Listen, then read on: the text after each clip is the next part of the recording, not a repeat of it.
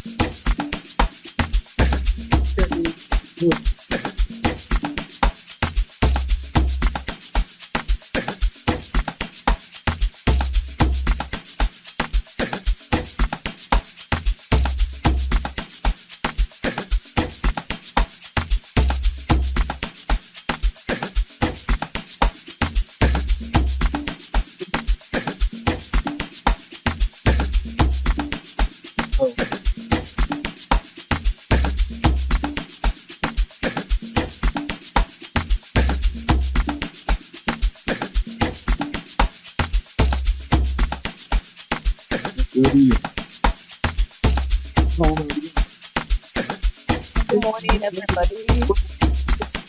Good morning. I'd like to welcome everyone to Corona College of Education Public Lecture Series. Thank you all for joining. And then you tune the background device. Please, can we all mute our microphones? Please kindly mute your microphones. Thank you. So we'll be starting right about now.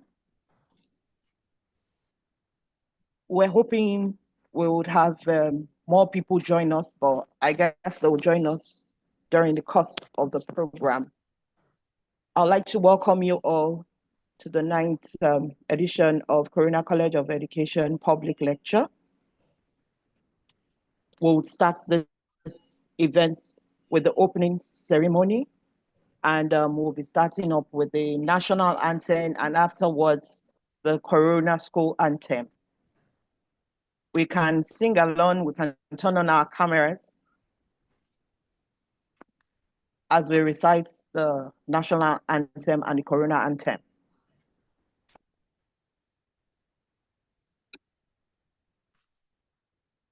To the Nigerian national anthem, Mr. Albert Congo raises the flag of the new nation.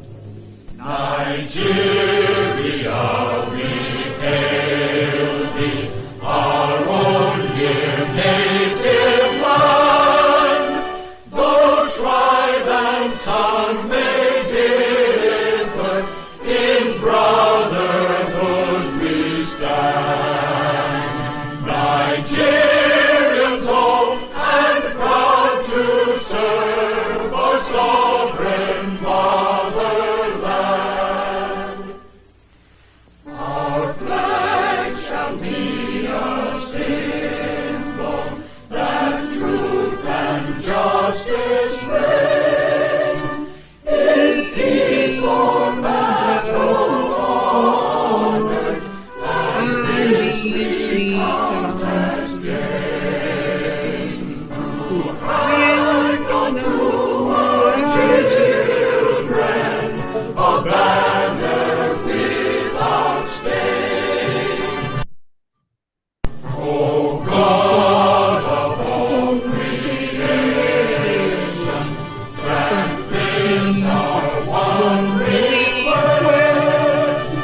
Help us to build a nation where no man is oppressed, and so with peace and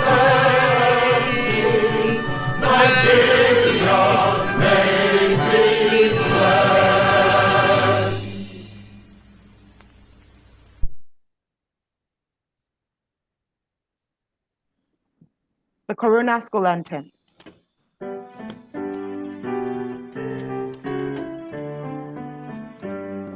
There's a pain.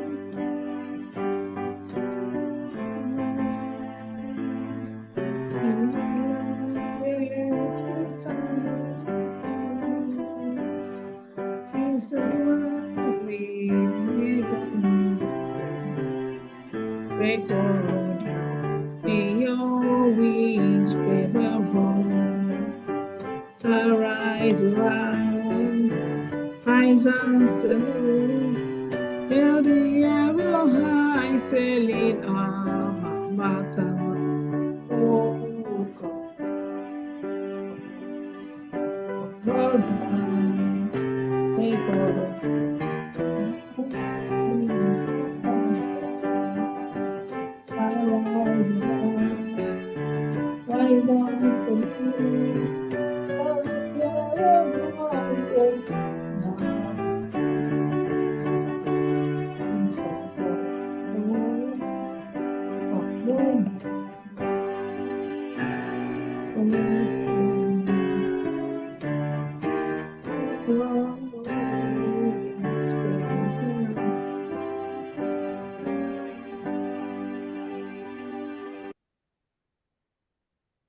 Thank you very much, everybody. Would like to welcome you again to the Corona College of Education Public Lecture Series. And today, I'll be moderating this event alongside my colleague. My name is Oluwatosin Akileyin, and with me, My name is Stephen Ogunle, and once again, welcome to the 9th public lecture of the Corona College of Education. As on that note, I would like to invite Dr. Ayodele Oyekola for the opening prayer. Over to you, Doctor.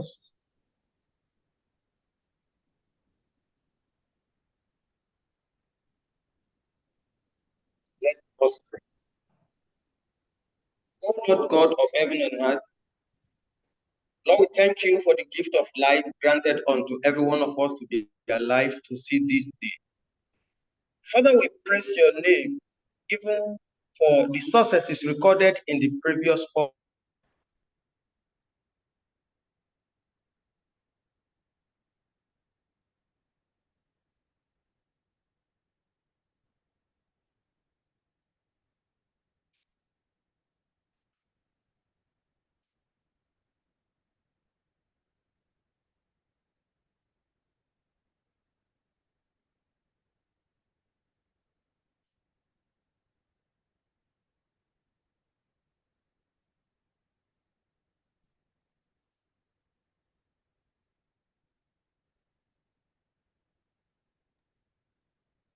we are sorry about that.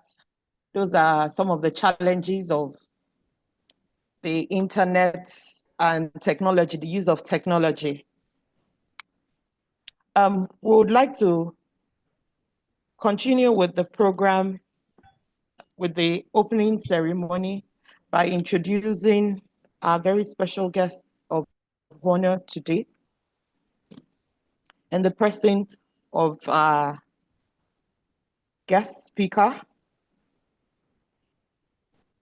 and that's Professor, sorry about that.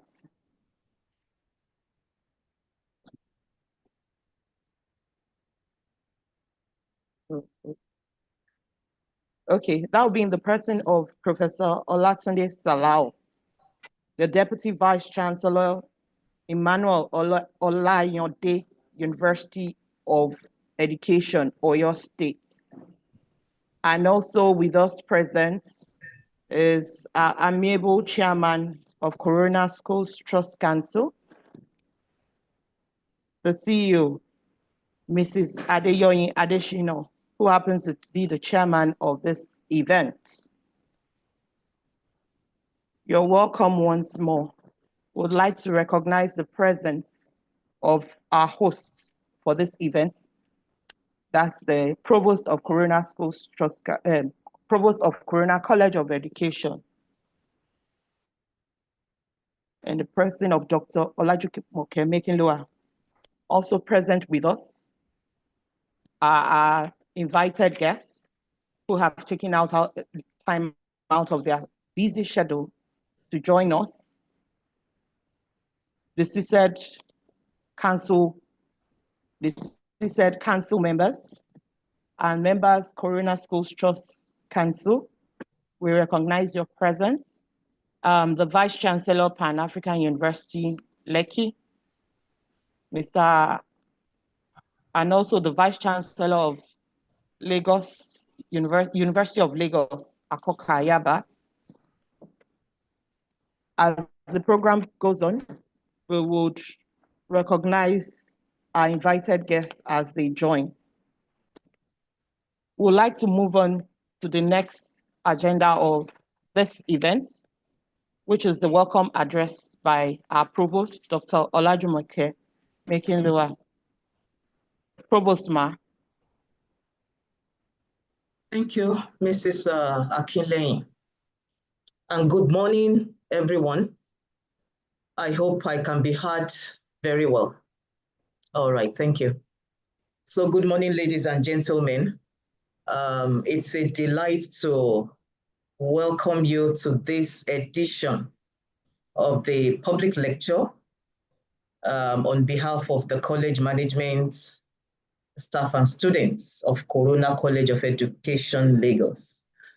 I especially welcome also the chairman of today's lecture and program, who has been well introduced.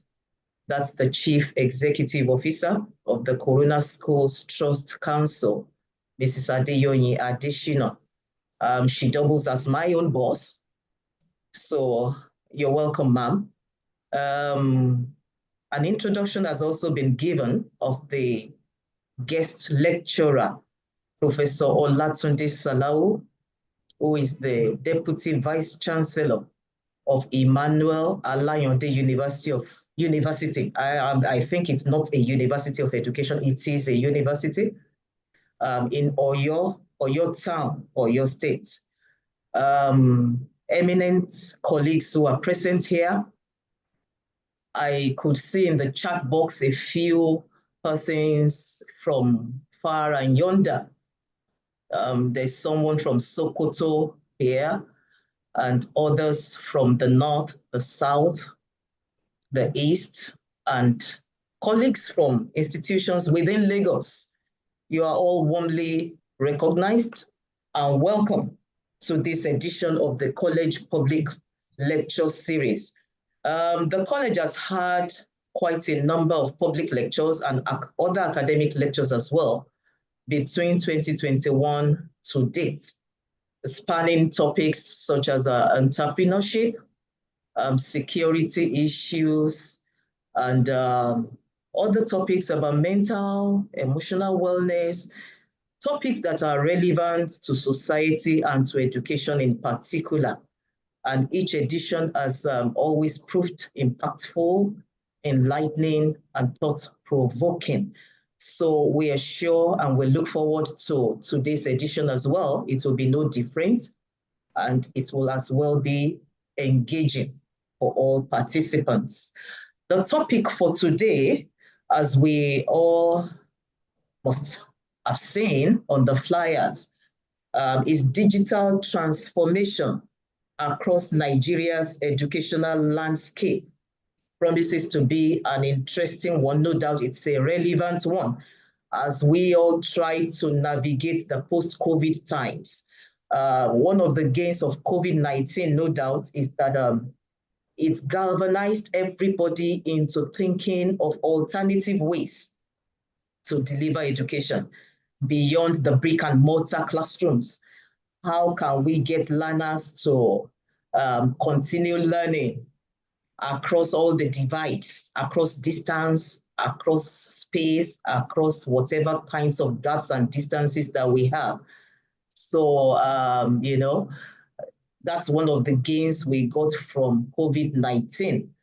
As an organization, the Corona Schools Trust Council, of which the college is a part, has always been a leader in the movement to embrace digital transformations, in education specifically.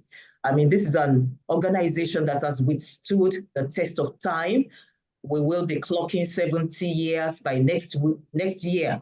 At that age, we are certainly like a grandma in education.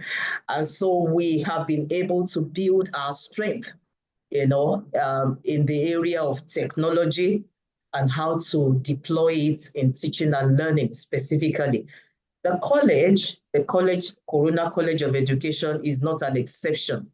We have leveraged on the strength of the CSTC over the years of our own existence to also make sure that we embrace and deploy technology, digital platforms in teaching and learning, from the classroom to assessments and to every area of customer service and delivery.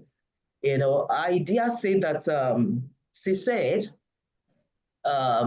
is a front runner, possibly the first and the only college of education in Nigeria today that has fully deployed technology in the area of online teaching and learning. As it is today, we have 2 postgraduate programs that are fully online, that are subscribed to not only by individuals within the country, but also by students, international students. We have students from far and near, from the far north of the country, from the southeast, as well as students from China, the UK, the USA, Rwanda, and all kinds of places internationally. So we are proud to say that we are running fast with that vision of digital transformation. And we're sure that even after today's lecture, we will continue to pick up speed and move at a faster rate. Just today in the Guardian newspaper of today, I read a headline that says that Nigerians in diaspora create new demands and income for teachers with e-learning. That was the headline, one of the headlines in the Guardian newspaper today. And I'm thinking that parents abroad, parents, in diaspora, are looking for how their children can be tutored by teachers from Nigeria. They are reaching out to teachers in the country, in Nigeria here, to put together content and curriculum that can be used to tutor their own children overseas. It might be in indigenous languages. Maybe they don't want to lose touch with Yoruba, Igbo, Hausa, or even in other subjects like math, English, and the rest of that. So that's a good one, opening different leeways for teachers in the country to also make extra money, possibly in hard currency. Again, by way of a teaser, I'm aware that the University of Lagos, that institution resumed just a couple of weeks back. And then they told all their learners, all the students, that they were going to migrate them all to the online platforms for teaching and learning, possibly for the rest of the semester. Again, that might not be without the different hiccups, hitches. I mean, we just had one on this program, so there will still be hiccups, hitches that organizations, institutions will have to contend with. And maybe again today, we will hear more of such solutions so that we can improve on how we do these things, with our students. I'm curious, for instance, to hear the lecturer interrogate questions such as this. 1, what are our current educational needs in the country? And how can technology or technologies be used as an enabler to meet those needs? Secondly, I'm curious to hear, with the advent of AI in all its shades and colors, what does this portend for education in Nigeria, maybe globally, especially as we consider issues of integrity, issues of cyber security and all of that. So these are questions we're hopeful to hear answers to. Maybe thirdly, what is the roadmap ahead of the nation as we embrace digitalization? I mean, with our current challenges of data, internet access, power issues and all of that. So what's the roadmap ahead of us? Maybe finally, how can educational providers and leaders, whether they be government, whether they be states or federal government, whether they be private, school heads, proprietors, chief executive officers, how can we all own and drive digital transformation in the nation? How can we drive it? How can we be the drivers? How can we lend support to it, especially maybe in the public space, where government will make a lot of noise and then there will be little traction to back it up. So these are some of the questions that I'm hopeful to hear. And I'm sure at the end of the lecture, there will be many more questions for today's lecturer to engage with. Ladies and gentlemen, thank you for joining us. I wish us fruitful deliberations and happy listening, and God bless everyone. Thank you. Thank you. Thank you very much, Provost Ma. Mr. Stephen Egunleye. We do appreciate your welcome address. Thank you, Provost, Corona College of Education. It is therefore my pleasure to invite the chairman, Mrs. Adedoyin Adeshina, CEO, Corona School Trust Council, for our opening remarks. Points of correction, please, Mr. Ogunleye. You are inviting the Chief Executive Officer of the Corona Schools Trust Council, Mrs. Adedoyin Adeshina. You're welcome, ma'am. Thank you very much, Provost. I'm not averse to the elevation, as it were. Thank you very much. Good morning, everyone. Distinguished guests, esteemed speaker, Professor Tunde Salau, academia, students, colleagues, and all participants. It's indeed an honor and a privilege to be called upon to chair today's public lecture, a vital event in the continuous efforts of Corona College of Education to stimulate discussions around the future of education in Nigeria. And the provost has spearheaded these with quite a number of thought-provoking issues and questions that are contemporary, that are relevant, and that I hope that we will, in our engagement, come up with some forward action plans as we progress on digital transformation, especially in the education space in Nigeria. I believe that what the college is doing and has done for the 9th session now, I believe, stands as a testament to the unwavering commitment to driving a progressive and sustainable change in the educational sector. That's what we believe, and it's a driving force here in Corona. The theme of today's lecture, Embracing Digital Transformation Across Nigeria's Educational Landscape, is particularly timely and significant. In an era characterized by rapid technological advancements, the education sector must adapt and innovate to meet the evolving needs of students and society.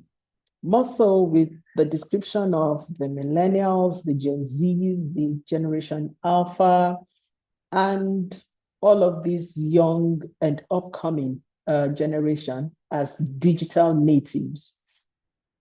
It brings to mind something I have heard Professor Ajiboye, the Registrar and Chief Executive of the Teachers Registration Council of Nigeria.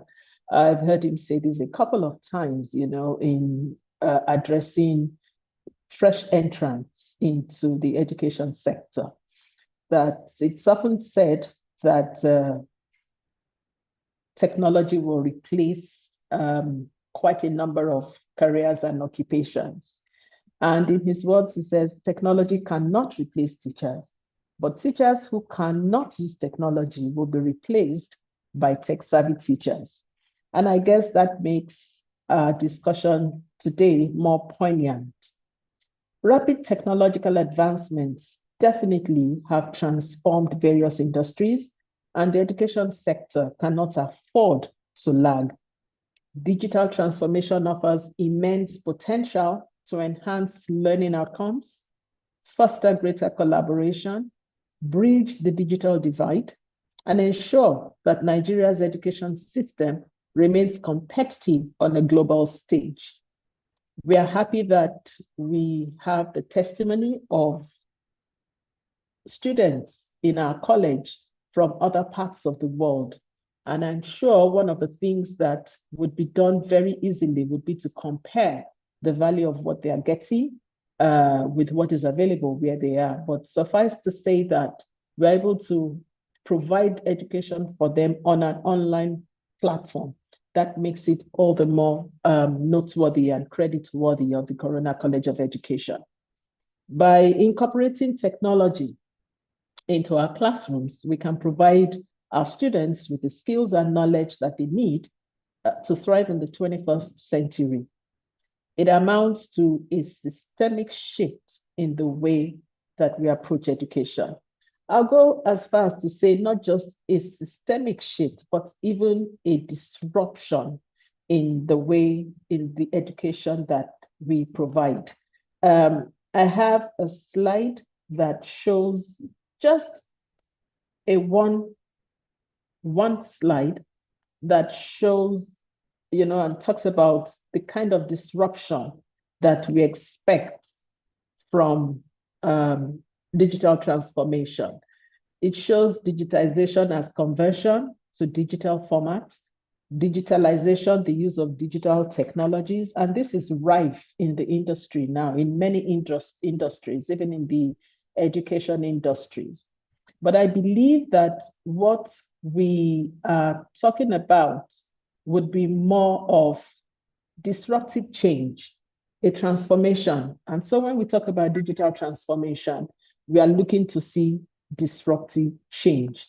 And I'm hoping that as we continue in the lecture today, we will galvanize discussions, we will foster among educators, policymakers, and to drive sustainable in the educational sector and provide value and inspire us to embrace digital as a catalyst of progress.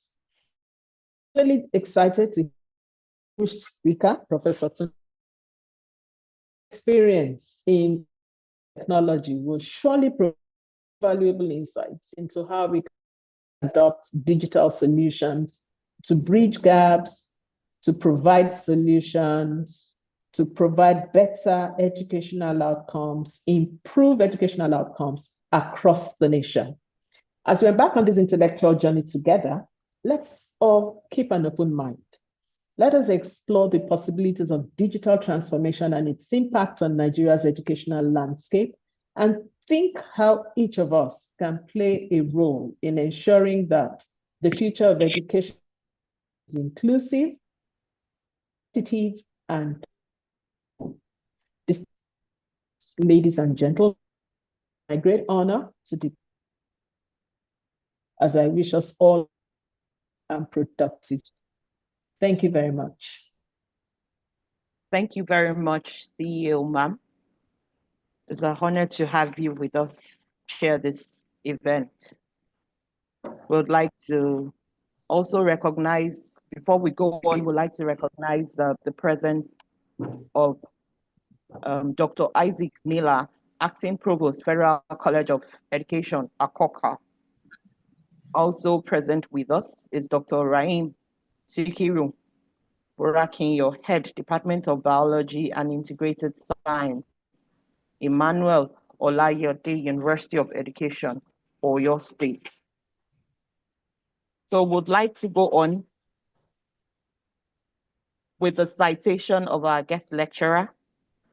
And before we read the citation, as we were sending out the notification for the public lecture, we got quite a number of feedback from students of our guest lecturer for today, and the accolades were high. With the, oh, he was my best lecturer in university, he was my best lecturer at PGD class, he was my best lecturer. And so I'm looking forward to sitting through this lecture today and also attesting to those accolades. Ms. Nora Jegedema would like you to take the citation. Thank you very much, Mrs. Akinlei. Good morning, distinguished ladies and gentlemen. I read the profile of Professor Ibrahim Olatunde Salau. Professor Ibrahim Olatunde Salau is a distinguished scholar and leader in the field of educational technology, with decades of invaluable experience in advancing open and distance learning. Professor Salau holds a PhD from the University of Ibadan and a postgraduate diploma in distance education from India's Indira Gandhi National Open University. His academic journey and contribution to institutions such as the National Open University of Nigeria now are nothing short of remarkable. A pioneer in integrating technology within educational frameworks, Professor Salau has published widely on instructional media, technology-enhanced learning, and the impact of open and distance learning, ODL, on teacher education. He delivered NOW's 8th inaugural lecture in 2015 on educational technology in teacher education and distance learning, the facts, the puzzles, and the remedies, emphasizing the transformative potential of educational technology for teacher preparation. His written works, including books such as Essentials of Educational Technology, An Introduction to Educational Technology, and Micro-Teaching, Theory and Practice, have significantly influenced educational resources for Nigerian educators. Beyond his published research, Professor Salau has played an instrumental role in program development, quality assurance, and curriculum innovation. Now, his leadership has earned him national and international recognition, including the Commonwealth of Learning Scholarship and the Nation Builder Award. His expertise is sought as an assessor for professorial candidates and as a quality assurance expert across Nigerian universities, underscoring his dedication to educational excellence. Professor Salawu's career is a testament to his commitment to education, technology, and continuous learning. We are honored to have him with us today, sharing his insights into the evolving field of educational technology. Distinguished ladies and gentlemen, please join me as we welcome Professor Ibrahim Olatunde Salau. I yield the floor to you, sir. Welcome, sir.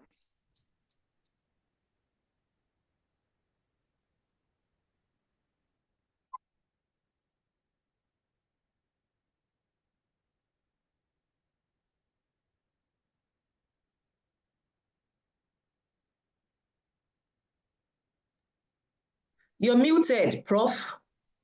Please unmute yourself.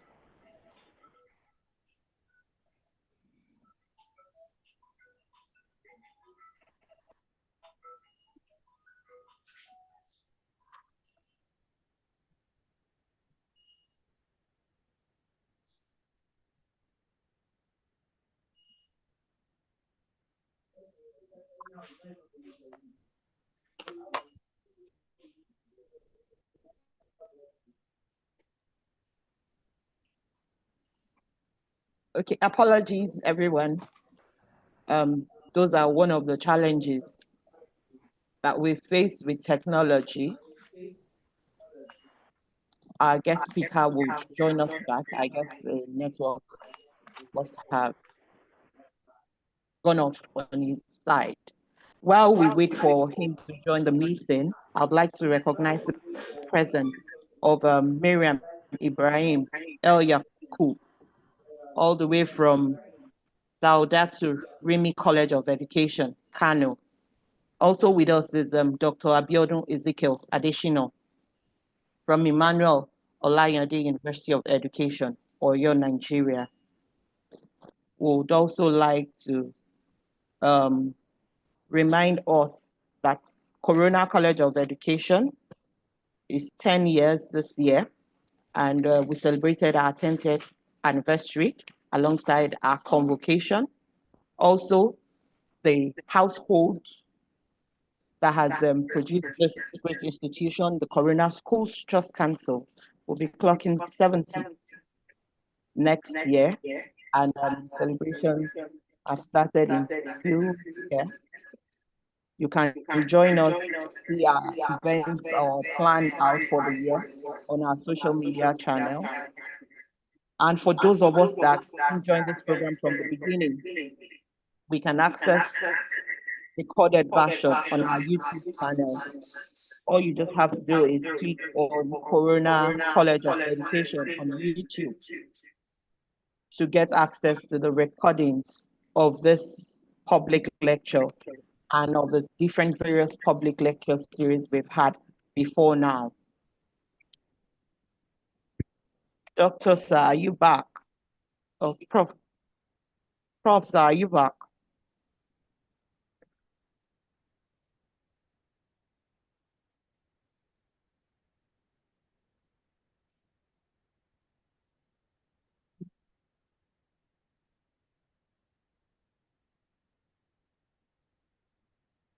Okay, while we wait for the issues to be resolved, we'd like to take you through our programs that we run at the College of Education.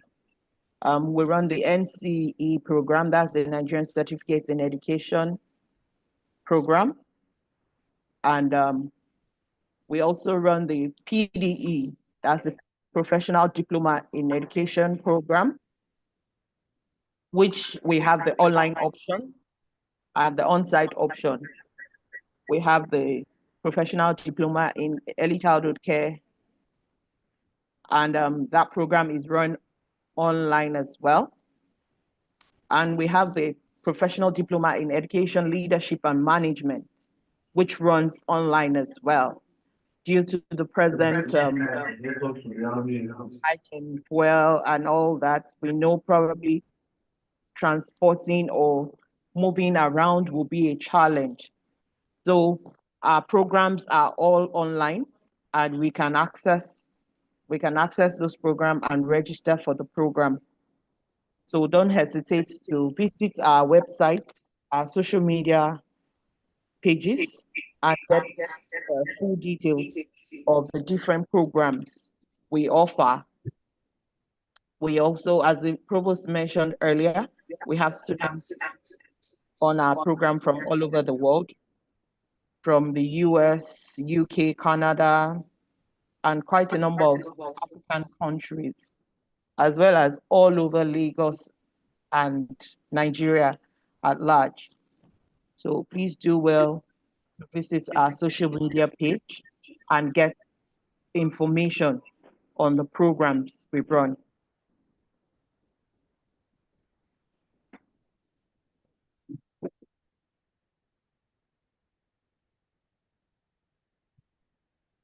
Please bear with us as we try to fix the issue.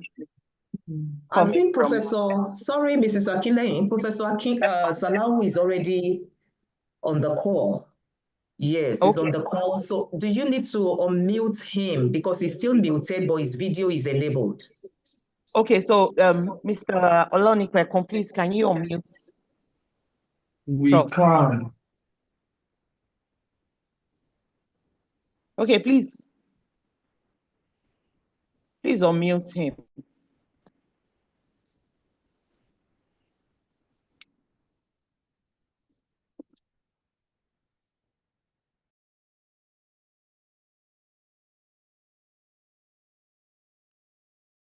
Hello?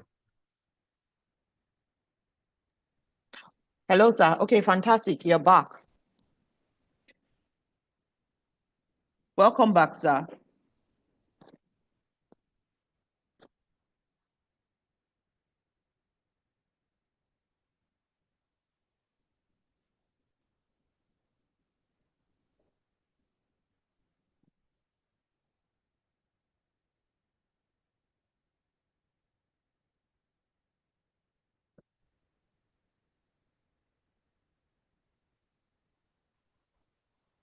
Okay, Prof, sir.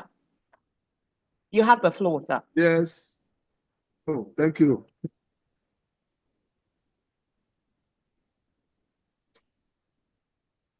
You're welcome back, sir. Thank you.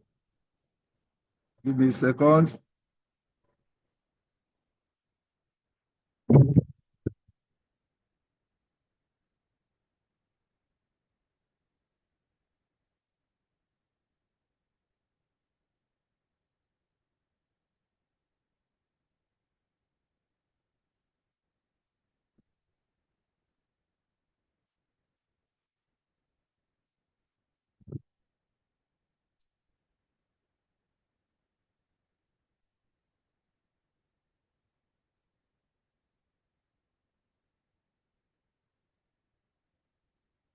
Morning, everyone. It's a pleasure being here with us today. And I want to start by leaning on the existing protocol being established. However, I feel it is necessary for me to recognize and thank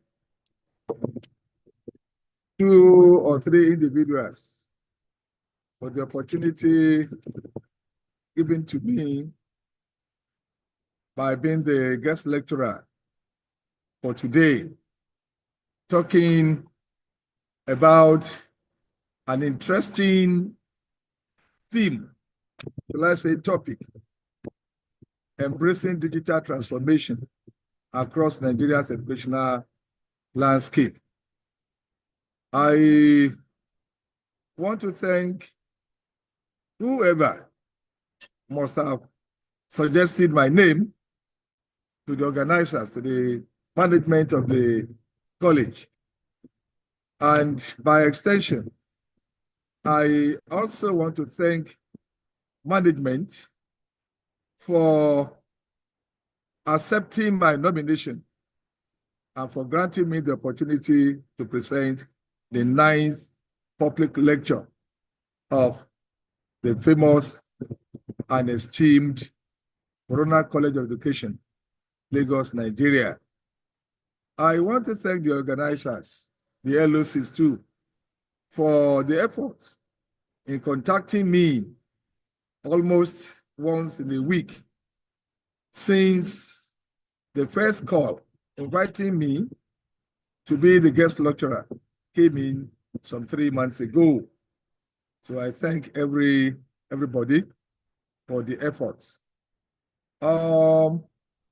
Like I said, I want to lean on the existing protocol because of time factor.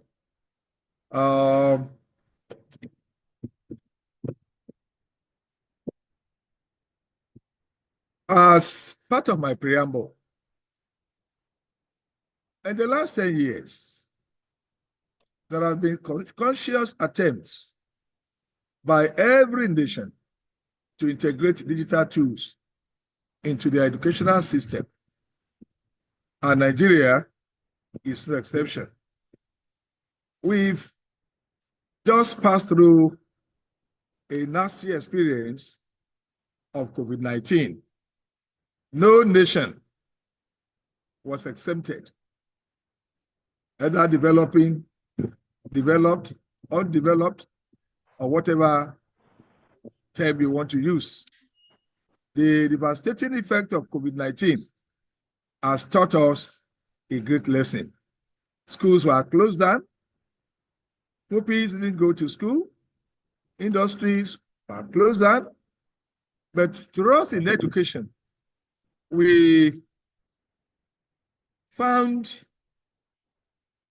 ourselves in a crisis situation, thinking of how best to deal with the surge of the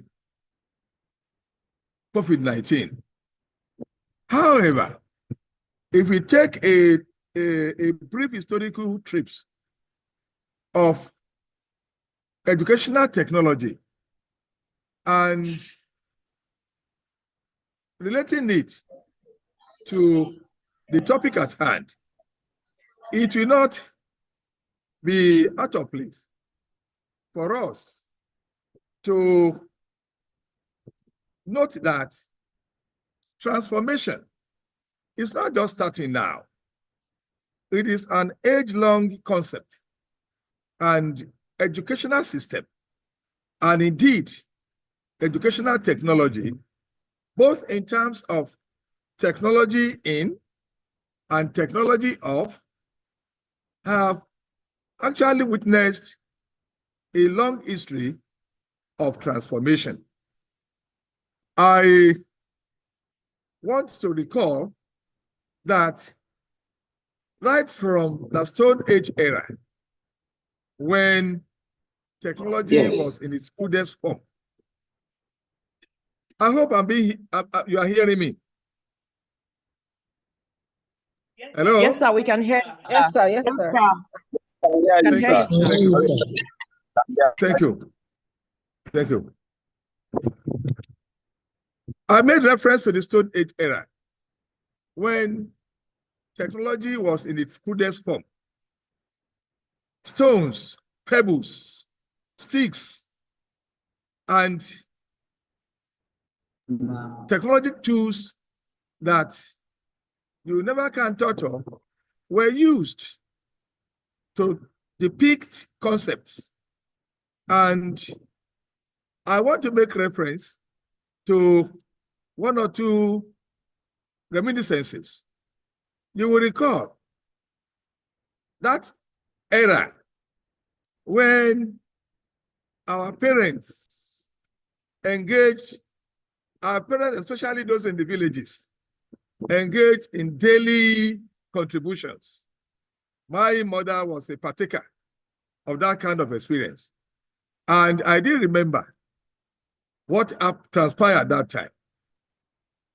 Each day, the money collector came to our house. She would take my mother, despite the fact that she cannot read, neither can she write. She would take her to the wall and use charcoal to make strokes. And you know, honesty was at its best at that period of time. They will make strokes so as to concretize the daily contribution. And at the end of the month, they will just go to that wall and start counting the number of strokes, indicating the number of times my mom contributed, in the daily contribution. That is to tell us that this thing we call transformation and use of tools didn't just start now. And I also want to make us flashback into what transpired during what happened in the two major cities in Greece, Athens and Sparta. You know, those were the era when those we call the sophists operated. They were moving from, the sophists were modern day philosophers. They were moving from one house of a rich individual or rich individuals within their community, teaching them how to read and how to write, teaching them philosophy and things like that. That era transformed into the development of blackboard, which we now call chalkboard or whiteboard or interactive board of modern day time. You see, the point I'm trying to make is that technology is not just starting now. It is a thing that we've been having long time ago. And of course, the development of the chalkboard, then blackboard, was as a result of many people interested in assessing education. And there was a need for them to converge in places. And so it became obvious that there was a need for the teacher then to have something that could be used in order to arouse the interest of the pupils, and also something to serve as the central point of focus for the learners. And so the blackboard, now chalkboard or interactive board, was invented. And it went just on and on until in the 15th century, when Johann Gutenberg developed the printing machine. With the printing machine, what happened? Teachers who were at that time laying claim to be the only ones that can monopolize, dissemination of knowledge, that monopoly got broken because books were printed and distributed far and wide. And so individuals who were interested in education had the opportunity, even at their own homes, to get education and to get being educated. And the technology advancement was moved to the era known as the mass communication era. This was the time at which the television was invented, the radio was invented. And of course, we are all living witnesses to the advantages that we are making from the invention of the radio and the television. And of course, these days, we talk of digital era. And with digitalization and the internet technology, web technology, we've gotten to a point at which we don't have any choice than to accept the fact, like the CEO quoting Professor Ajiboye, that yes, those teachers who don't make efforts, deliberate efforts, to accept reality of the fact that they need to become acquainted, to become literate, to become competent in handling technology tools, they will leave the system, not even because government will want to lay them off, but because of the fact that they will sooner or later realize that their services are not needed in our school system. Having said this, I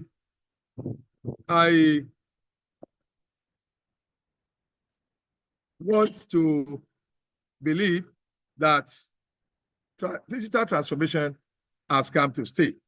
And the reality is that we should make efforts to see how we can assist ourselves, assist the system, assist the individual teachers to acquire fundamental knowledge, competency, skills to actually maximize digital tools in our various schools.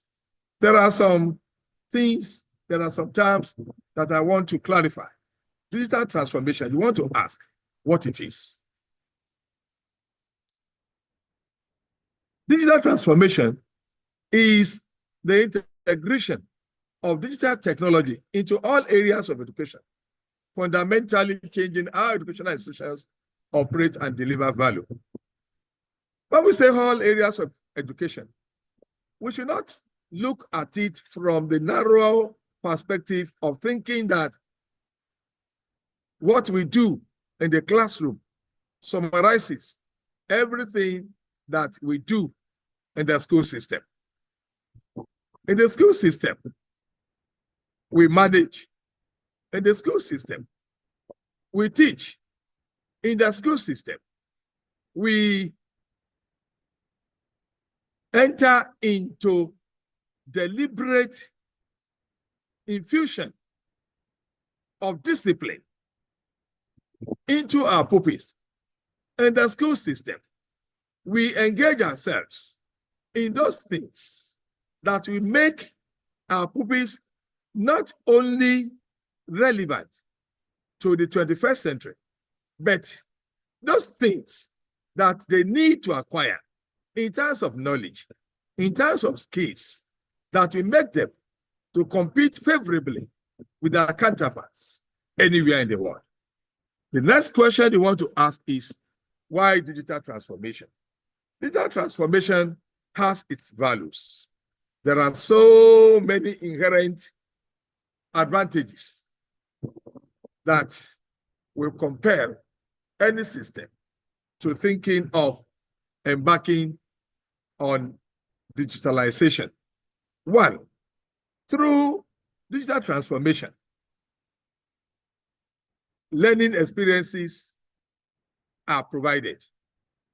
Learning experiences, you will agree with me that we have varieties of learners, and each one with his or her own peculiar ways by which learning becomes, by which the content put into him to learn is best learned. And that is why we say no two individuals are alike. And if no two individuals are alike, the implication is that how can you have two individuals learning the same way, the same thing, and having the same degree of mastery of the content that we are putting across to them? And so, through digitalization, because it provides a lot of varieties of ways by which learning content can be presented to learners, it guarantees mastery of those things you want them to learn, those keys you want them to acquire, the attitude you want to see in them. And of course, through digital transformation, through acceptance of digitalization, through integration of digitalization, administrative efficiency is guaranteed. These days, there are lots and lots and lots of factors that can actually call for an administrator, seasoned one for that matter, to have no choice than to integrate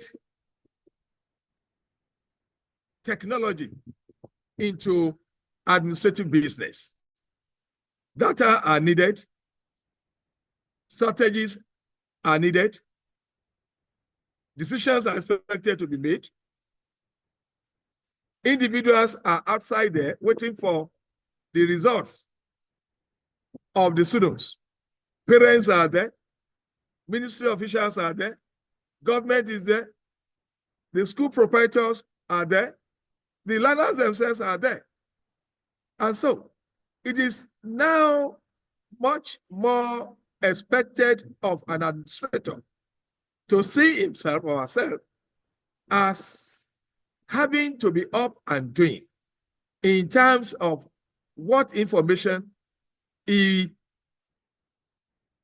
aggregates and the timing of presentation of the information to the stakeholders. These can best be handled by resorting to integration of technology. Through technology, it guarantees that information to be disseminated will be objective. Information to be presented will be based on facts. And of course, the cost effectiveness of it will be guaranteed. And other related things that have to do with administration. Digital transformation also prepares students for digital economy. I have just said it, that the best we can offer our students these days is to prepare them for digital economy. There are lots of economic activities that can be gotten through mastery, through integration of technology. Gone are those days when we teach our pupils in one direction. These days, thousands, several millions of ways by which acceptance and integration of digitalization can assist our learners to actually engage them in various activities related to digital economy. And of course, any school that wants to be relevant must prepare for competition. And one key area where it is certainly obvious for operators of schools, administrators of schools, to get themselves prepared for is integration of technology. All accreditation agencies will want to see, assess, evaluate how strong a school is in terms of acceptability, integration, practice, adoption, adapting technology into the various aspects of the school system. Let's briefly take a look at Nigeria's digital adoption trends from 2020 to 2024. It is heartwarming to note the following details, that in terms of mobile subscriptions, 219 million individuals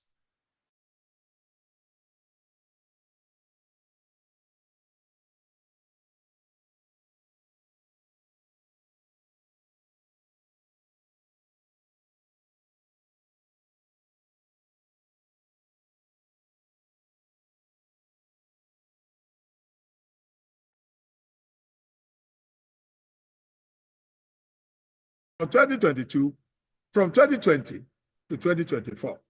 And in terms of broadband usage, it was reported that Nigeria has achieved 43.5% broadband penetration in 2024. And in terms of technology, in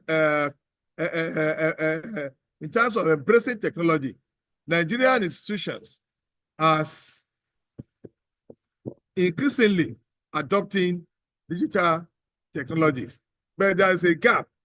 The gap has to do with the fact that there is still the challenge limiting integration and also equitable access to digital technology.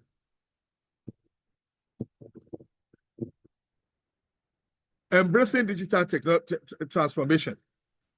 To embrace digital transformation in enhancing quality, there is the need for integrating technology tools in our educational systems. And technology integration is to be seen as the use of technology tools in general content areas of education in order to allow students to apply computer and technology skills to learning problem solving.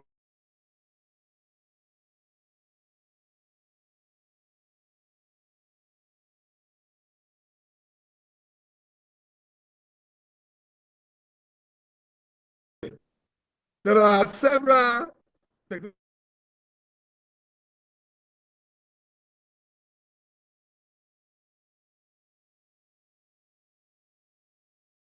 Hello. Hello, sir. Are you hearing me, please? Hello, sir. But you went off. No, it's breaking intermediate. Oh. Okay, did you hear me up to the point at which I started talking about the technology tools that teachers and learners should be familiar with? Yes, Yes, yes. sir. Yes, sir. Yes, sir. Okay. I can hear you. Thank you. That point. Now, thank you. On the screen, I have a good number of technology tools that teachers and learners are expected to be familiar with. We have the Seesaw, the Nearpod, the Venngage, the EduBlocks, the Edmodo, and so on and so forth. And of course, I must include the social media, because we have gotten to a point at which social media is now being used effectively. And I want to emphasize that effectively by individual lecturers and by institutions to actually deliver instructional content. And that's a very good way to go. Telegram is now being used. WhatsApp is now being used. There are lots of films, videos on the YouTube for students and teachers to watch and learn from. And also the integration of LMS is something that is being sought for and being integrated in most of the schools, tertiary institutions in Nigeria. But I must say that while this is the situation in tertiary institutions, we are not witnessing this at the primary school level. And not much of this is being done in our secondary school level. And this should give us a concern, because they say catch them young. And of course, if this aspect of integration of technology at primary and secondary school is not considered as being paramount, is left unattended to, is not given adequate attention as expected, then we are in a serious problem. Because it is easier for us to implant in these younger ones the concept of technology integration, also when we see them as those who are born into technology. They are our future potential users of technology. If we, who are regarded as migrants into technology, are emphasizing its use, whatever it takes, it will take to actually encourage them to what will assist public schools, especially, to accept that reality by involving government, individuals, as well as other stakeholders in assisting public and primary schools to getting them better prepared to accept this reality. We have gradually moved into the era of artificial intelligence.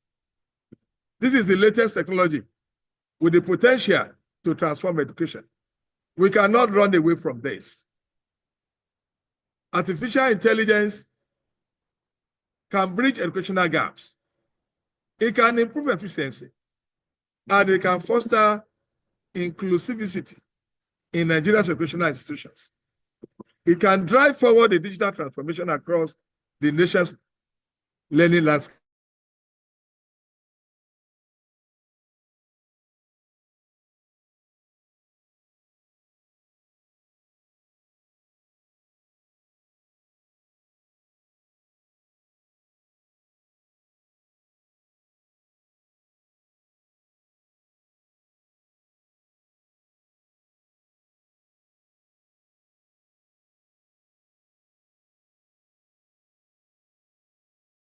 online assessment.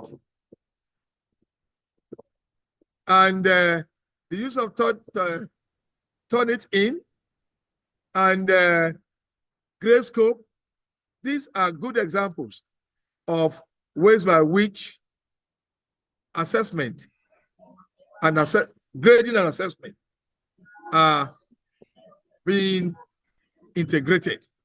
AI tutors and assistants is also a good example of artificial intelligence being used in the educational system. And of course, we also have classroom management tools, such as the Classcraft and the Line School. We should note that in Nigeria, we are making headways. We now have reliable.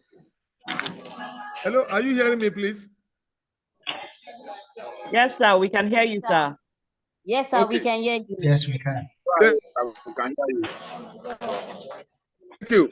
In Nigeria today, I'm happy to remark that we are having a good number of Nigerian business people entering into educational sector and providing services that are geared towards technology integration.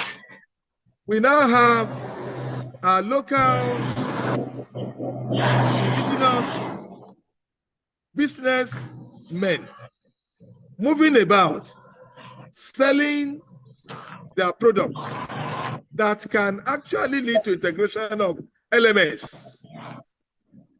School fees are now being collected using technology. Assessments are now being done using technology. And a lot of activities. In fact, in our library system, we now have a lot of activities which are naturally being done, using local ways, using manual technologies. But these days, we now have ways by which our libraries are now being operated through the use of online. And so services are now being provided online. Cataloging is now being done using technology. Information dissemination is now being done using technology. Turnitin is now being done using technology. Editing is now being done using technology. And a lot of activities which are being engaged prior to this time manually are now transforming into technological ways of handling them. Let's consider ways of integrating technology into educational system. Digital learning platforms, like we have the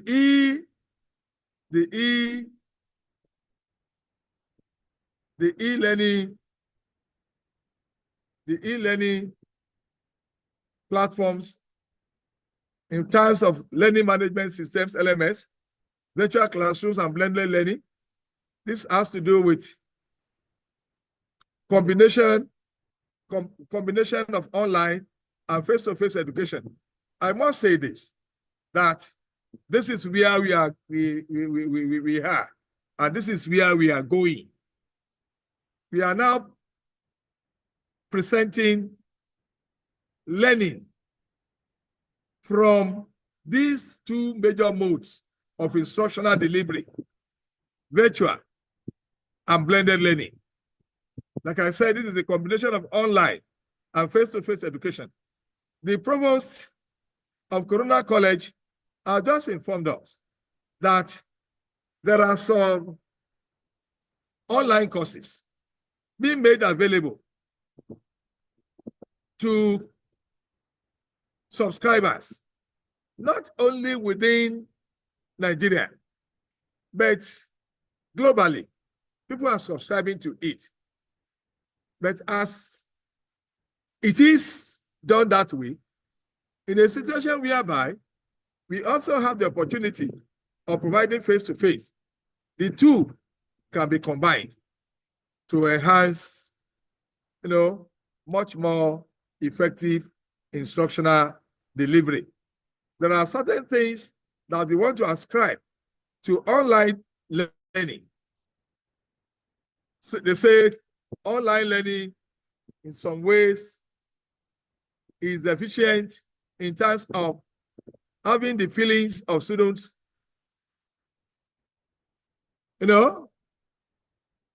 students are not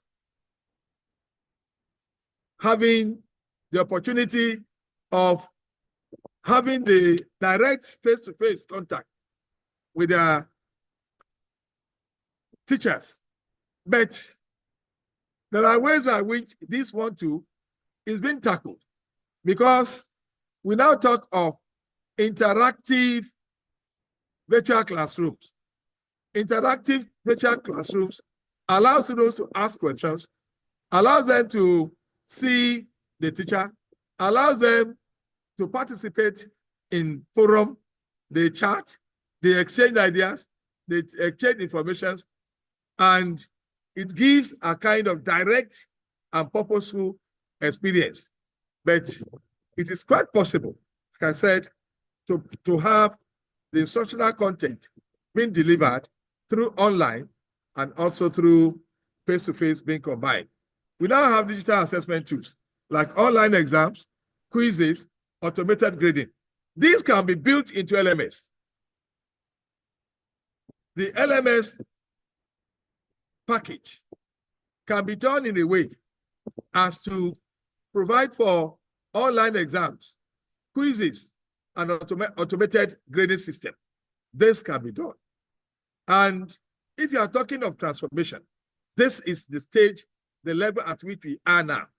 And we just have to accept the reality of this. People have some reservations for digital assessment, virtual assessment, by looking at issues of cheating. They say students can cheat, students can bring in some contrabands in quote. They can have an advantage of not being supervised by live supervisors. But this belief has been proved to be wrong. I must say this. At the National Open University of Nigeria, we have deployed online e-exams. And I want to tell you that it all depends on what you want. If you design the online exam in a way as to allow for students to cheat, so be it. But if the online exam is designed as not to allow the students to cheat, sincerely yours, you can achieve it. And now, any students who opts, we give it as a kind of option. If you want to go for online exams, e-exams, you can. If you want to write pen on paper, you can. But from our experience, you will not believe it that those who have been caught, try to play pranks through online exams, they are quite substantive. And of course, even when you give assignments, those who use AI, artificial intelligence, to assist them in answering the questions, what we call tutor marked assignments, we also tracked them and we are able to get them. And they paid heavily for the practice. And the point I'm making is that that is what assessment has been transformed into in terms of modernization. And we have to accept that. I am not saying that we should do away completely with pen on paper.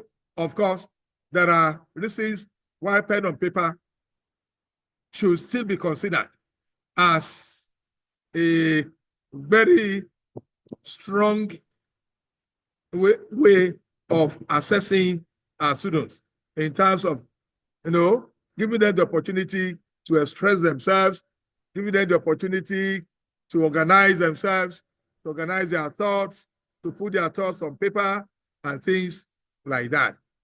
Data-driven decision-making. Analytics for tracking student progress and institutional performance are also key components of digital transformation.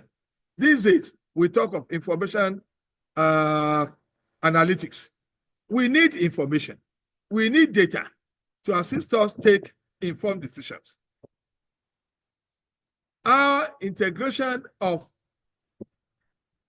digital technology will assist us a lot in getting reliable, unbiased, unsubjective, objective data on which informed decisions can be taken.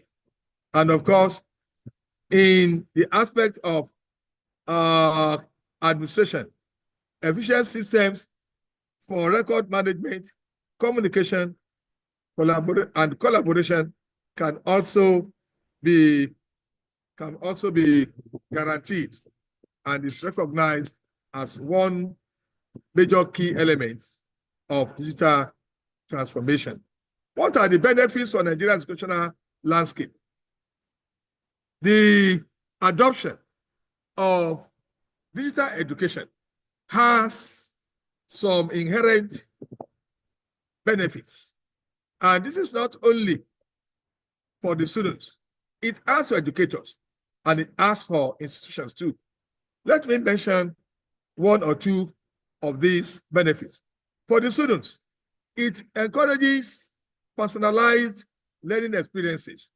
I've said it during the course of my presentation that what educators should aim at is to individualize instruction. You can only succeed at individualizing instruction through the adoption of strategies that can guarantee this. Individuals should learn in the way and manner in which he or she wants.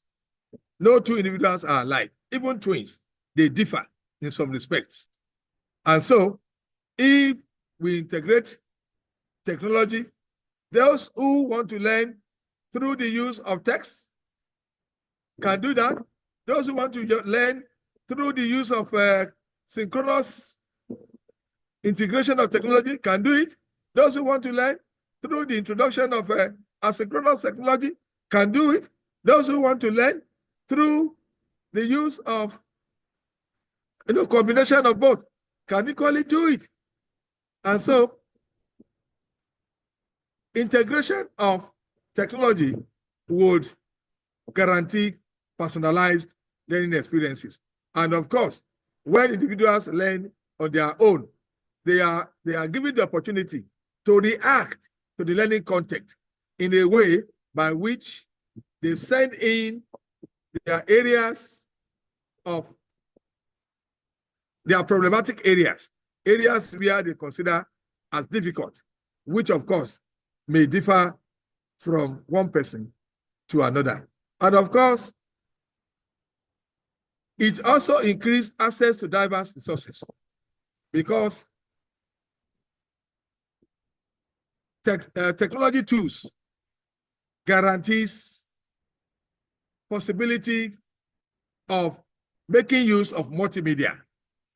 Multimedia in its own has the advantages of having some peculiar features, such as text, video, animation, simulation, and a lot of other,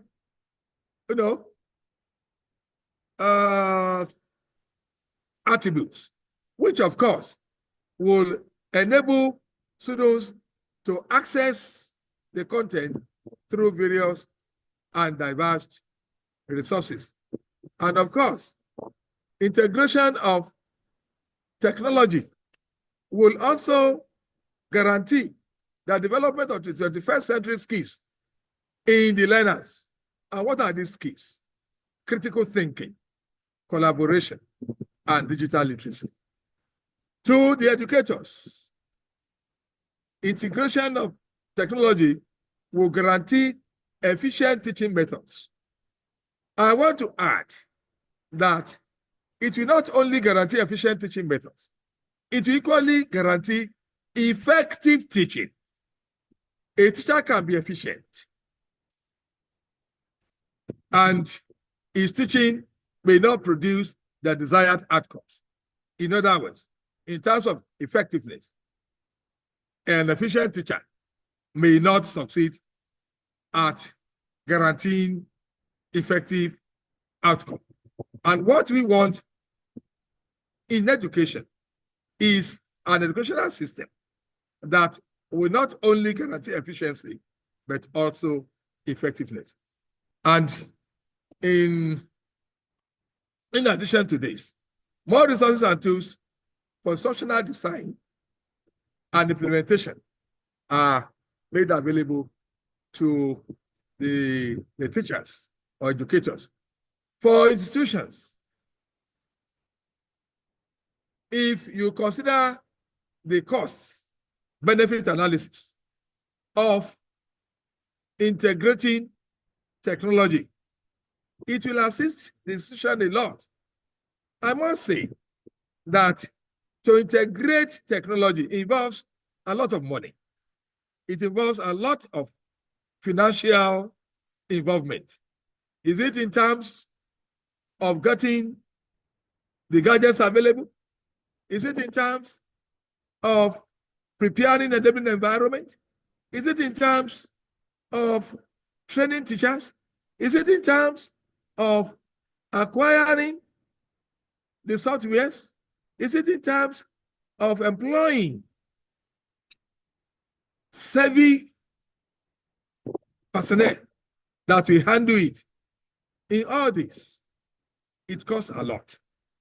However, if you aggregate the benefits of integration of technology, we still want to give it to it that it will, at the end of the day, benefit the institutions that adopt and practice it.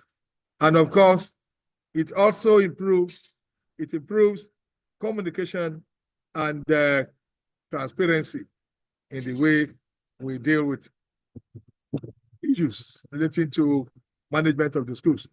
I want to make reference to some few successful case studies of integration of technology into our practice as institutions.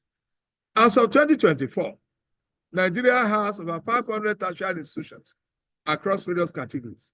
However, only a few of them have embraced digital innovation to the level at which they are being recognized.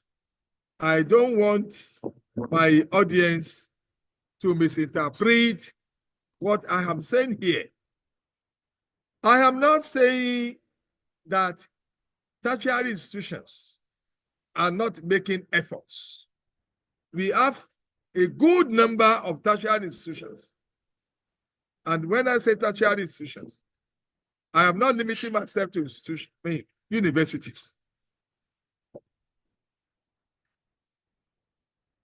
School of Nursing, School of Agric, and the likes are noted as tertiary institutions. But the point one is making is that only a few of them have actually embraced each other. And when I say only a few of them, I mean only a few of them have deliberately not accepting technology just for the fun of it. They have policy that is driving the acceptance. They have enabling environment. They have individuals that are driving it. They have a way by monitoring it. They have a way by which they are committing their resources, heavy resources, into it, to the extent that if you ask them the percentage of the finances being deployed into technology enhancement, it will surprise us to hear them saying not less than 60% of their IGRs, not less than 50% of whatever accrues to the institution is being deployed into technology. Some of these Nigerian institutions that are making strides in digital transformation include University of Ibadan, especially the e-learning initiative of the university. Of course, the National Open University of Nigeria. This is a university that is being driven both in its various activities and at all levels by technology. Is it in terms of administration? Is it in terms of teaching and learning?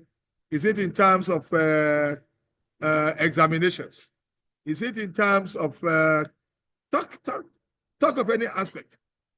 And in terms of delivery of the content, I think National Open University of Nigeria is being recognized not just because I am from there, but because of what they have been doing. ABU Zaria also is being included.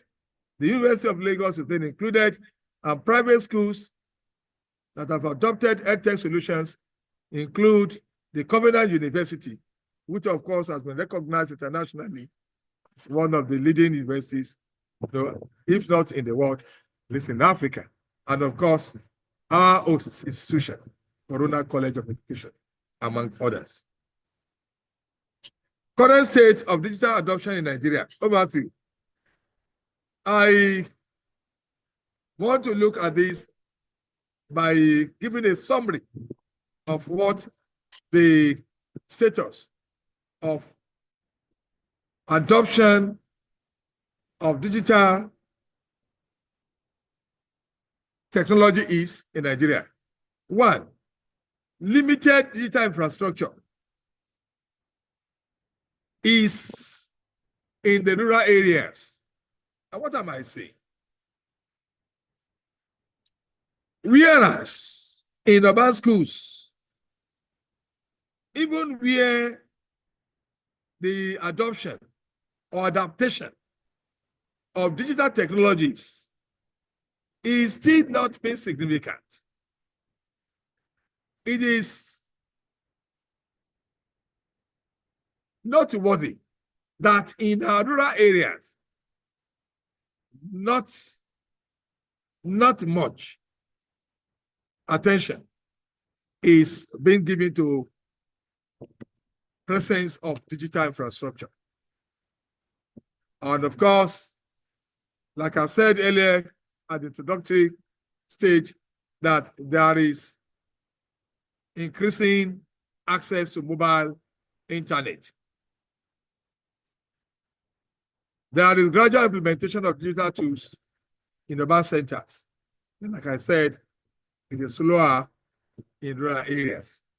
There are a lot of challenges, among which are lack of access to stable power supply and the problem of having uninterrupted internet and bandwidth are obvious challenge that we are having.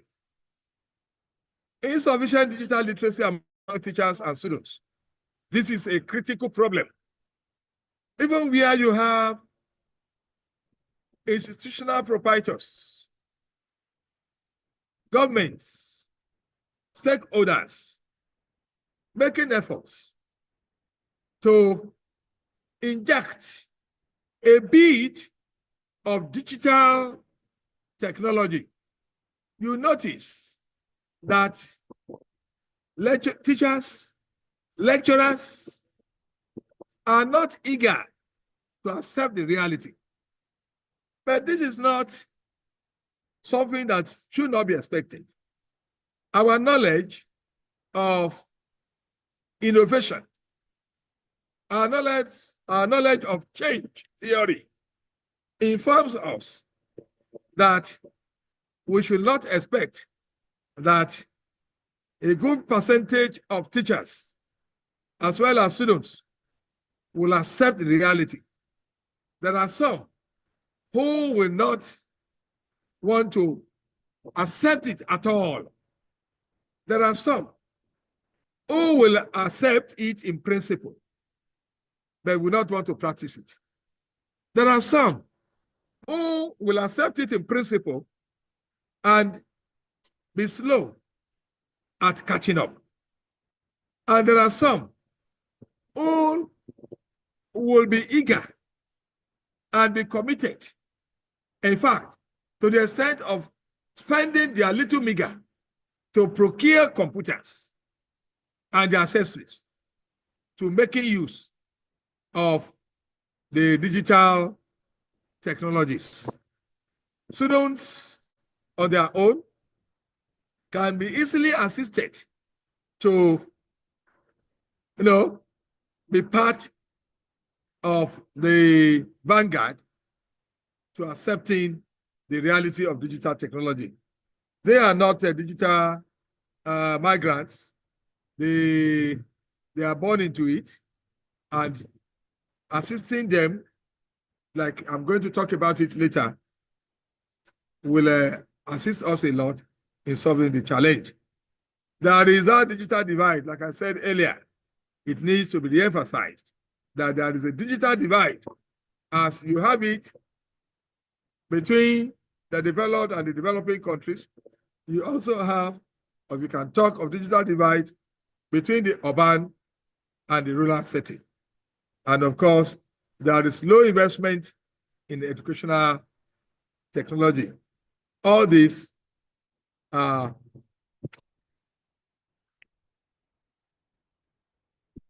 some of the problems that we have. Let me quickly move into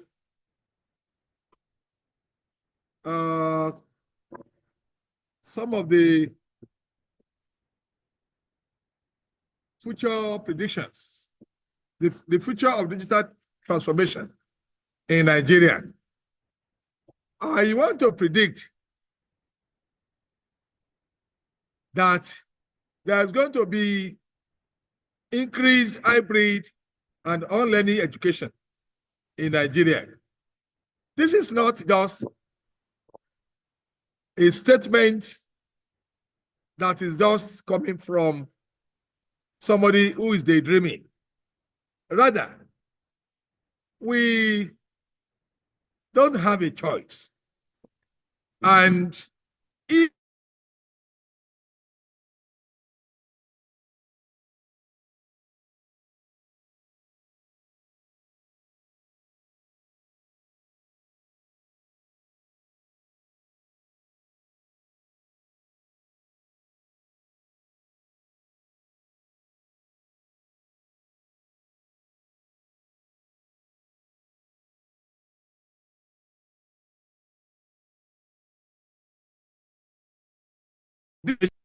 actually made reference to when she was about concluding in her opening remarks in the various questions which she posed that the national needs. Well, from the national needs, even before now, we have been able as a nation to establish, to identify, establish, and integrate our needs.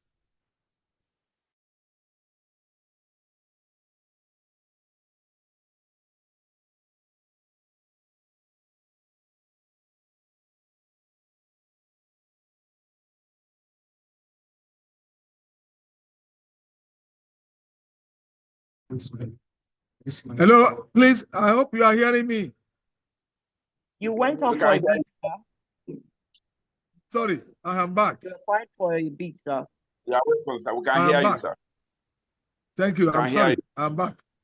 Okay, thank you. So increase hybrid, I said, this is a thing that we should expect because at the national level, at the state level, at the curriculum level, at the course level, we have identified our needs. Our needs at the national level has been subsumed into the curriculum. The curriculum is being broken down into courses.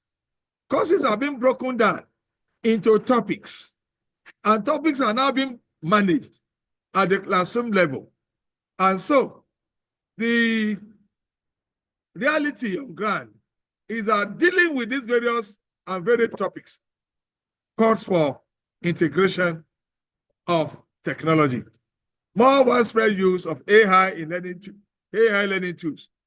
I want to predict that in the next 5-10 years, there'll be more widespread use of AI in learning tools. AI is a tool, is a technology that has come, it's been adopted in other fields, other sectors. Education cannot but accept it as a reality.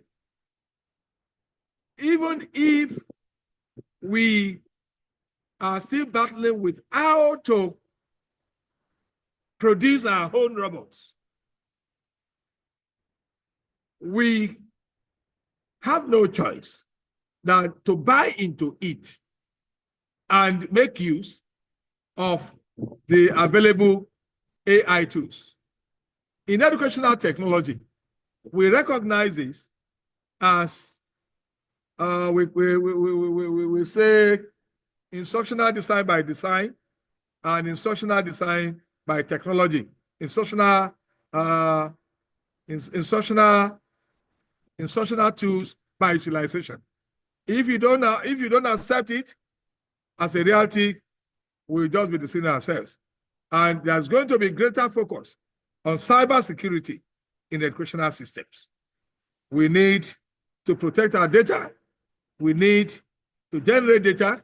The data being generated must be secured, and there must be ways by which emphasis is being focused on this in the nearest future. And this nearest future I'm talking about 5-10 years' time. Opportunities. I also feel that future generations of Nigerians will have the potentials and opportunities of being equipped with global digital economy, and that we will also have the opportunity of bridging educational gaps through technology than we have it today. To have access to inclusive education, the following are things that we need to also put into consideration in our efforts at integrating technology. Curriculum integration is essential. We need to think of quality assurance. In other words, it is essential for digital integration to think of how to quality assure the content and to quality assure what we are giving at the technology that we want to use. And I'm suggesting that the technology that we need to integrate must be based on our knowledge of appropriate technology. Appropriate technology. If social media, for instance, almost everybody can chat. Almost everybody is on a Telegram. If, for some obvious reasons, finance and whatever, we find it difficult to integrate high-tech technology into our operations in the school system, we should look at those ones that we believe we can conveniently integrate. And we can now migrate from that point to high-tech rather than not using anyone at all.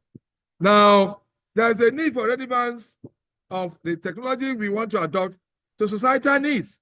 Educational system must address societal challenges. Otherwise, we'll be educating out of the need of society, and that will be suicidal. We need to practice educational system that is going to address societal needs rather than addressing issues that will not be of benefit, immediate or future benefit to our society. And of course, there should be increased government investment. I expect that in the next picture, there's likely to be increased government investment in digital infrastructure. This is crucial for crucial progress to be made in the integration of technology. And I also want to see more of public-private partnership. Collaboration with private tech companies will enhance educational resources and technology accessibility. This is essential. We need to partner with them. Otherwise, it will be difficult for us to get to the point at which we'll be comfortable in the integration of technology. And of course, there is a need for continuous training of educators. Teachers must be trained in various aspects of technology. We need also to train those that are managing our LMS and other technology auxiliaries in a way as to make them realize the fact that technology is not static. Like I have said in the introductory part of this lecture, technology is not static. If there's anything that is not static, that aspect of our life now is technology. Before you know what is happening, what you consider as innovation of today, by tomorrow, it becomes stale. And because technology keeps coming, and if care is not taken, we need to train people that will be comfortable enough to utilizing it. By way of conclusion, digital transformation is the key to modernizing Nigeria's educational system and making it more inclusive, efficient, and capable of preparing students for a rapidly changing world is essential. Hence, stakeholders in education are expected to collaborate to invest in digital infrastructure, training, and policies that foster digital learning. I want to end my presentation by first making reference to what John Dewey, that great philosopher, said. He said, if we teach today, if we embark on what we call teaching today, as we taught yesterday, we rob our children of tomorrow. And conclusively, on the final note, I'm presenting to you this famous model of technology integration. This model is famous. You can Google it. It's not mine. You can Google it. It's called TPAC model of technology integration. And it has three major components, which, of course, informs us that we need to think of technology knowledge. We need to think of technology content knowledge. We need to think of content knowledge. And we need to think of pedagogical knowledge. All these three aspects need to interact if actually we are serious at the business of integrating technology. And on this note, I want to thank you for your rapt attention. Thank you very much. Thank you very much, sir. That was an awesome presentation. And we will all agree with me that it was very informative, it was enlightening, it was insightful, and we'll be going away with so much. It was interesting. The history of technology part was interesting for me, and I'll be going away with also the history as well as the investments, partnership, and collaboration with government and private tech companies. And also the training bit also, which Corona schools is big on. Because if you ask me, and I'll tell you the secret of Corona schools, why Corona has stood the test of time and is celebrating 70 next year, is all about training, retraining, and training of our staff members. So I'm sure some of us have take homes. I'm sure some of us have our questions, and we would like to take questions. If you would like to speak, kindly indicate with your virtual hands. There is a button on our screen that has a reaction. You can click on it and indicate with your virtual hands. And for those that would like to type, you can type your questions in the chat box. We'll have Dr. Mike Dike read the questions. For those of us watching us on YouTube, kindly like, follow, and share as well. And you can type your questions there as well. We'll be taking questions and comments, contributions. But please try as much as possible to be brief. So please, let's have your questions. Dr. Mike Dike, over to you, sir.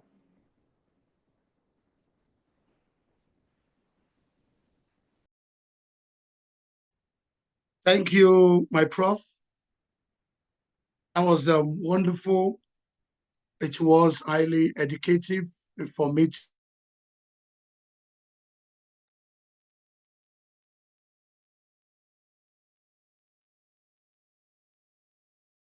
We have a lot of us, we have questions, please. Let it be brief. For 30 seconds, please, if you have the opportunity to type on our chat box, please, you can do so. We definitely read it out for Prof to respond to. Let me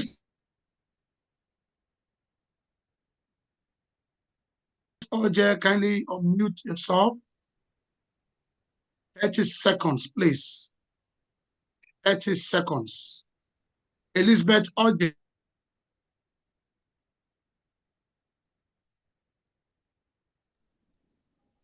Sorry, you mean Ebenezer OJ? Ebenezer OJ, yeah, OJ. Ebenezer OJ. Okay, thank you very much. I Please, want 30 to. seconds, please. Okay, thanks, Prof, for the enlightenment. Thank you for the delivery. My question borders on effect of technology adoption on the development of some critical skills in students, especially those in practical field. Like myself, I'm an artist, and I've observed over the years that there are some critical skills that our students should have, but adoption of digital technology now is now making the students to become like a lackadaisical. They now so much rely on digital technology, and I'm observing that critical skills that they should imbibe, they don't have it again. So how can we guide against this over dependence on technology, and then encourage the use of, traditional ways of teaching, especially the practical aspect like art, so that the students don't lose development of that aspect. Thank you very much. Thank you, Ebenezer.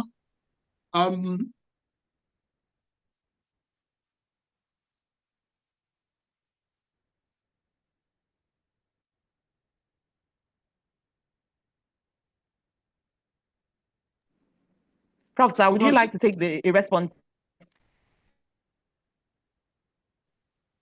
It all depends. To that It all question. depends. It all depends. You want me to react to questions? Would as you they like to come? respond to the question, sir? No, why not? Why not? Well, I want to thank, I don't know if it's a doctor, professor, Ebenezer, or Mr. OJ. Well, Mr. Thank you OJ for for now, sir. Mr. OJ, that's good. Thank you for the question. You see, like we have said, because of this discussion, we are battling with reality. And the reality is that we cannot do away with technology. And we should be mindful of what the quotation of John Dewey, that if we teach today the way we taught yesterday, we are going to deprive the future generation of where they ought to be. I am happy noting that the scenario you have presented is expected. The scenario is reflecting what is the expectation in these modern times, that the students are prone to digital technologies to the extent that the teachers are now feeling that what they ought to know, what the students ought to know, through the use of traditional methods, they are missing. That shouldn't be. We, the instructors, the teachers, there is hardly anything that we can think of that we do manually that cannot be handled technologically. And you will note that in the course of my presentation, I said, and I even emphasize it, that blended learning is a practicable approach. Allow these individuals, these students, to learn using online virtual classroom environments, while at the same time, give them the opportunity of face-to-face. And of course, those things you want to teach them face-to-face, I want to believe, can equally be transformed into digital environment. While the teachers, the fine art teachers and the likes, may not have the capability or potentials of having to put those keys,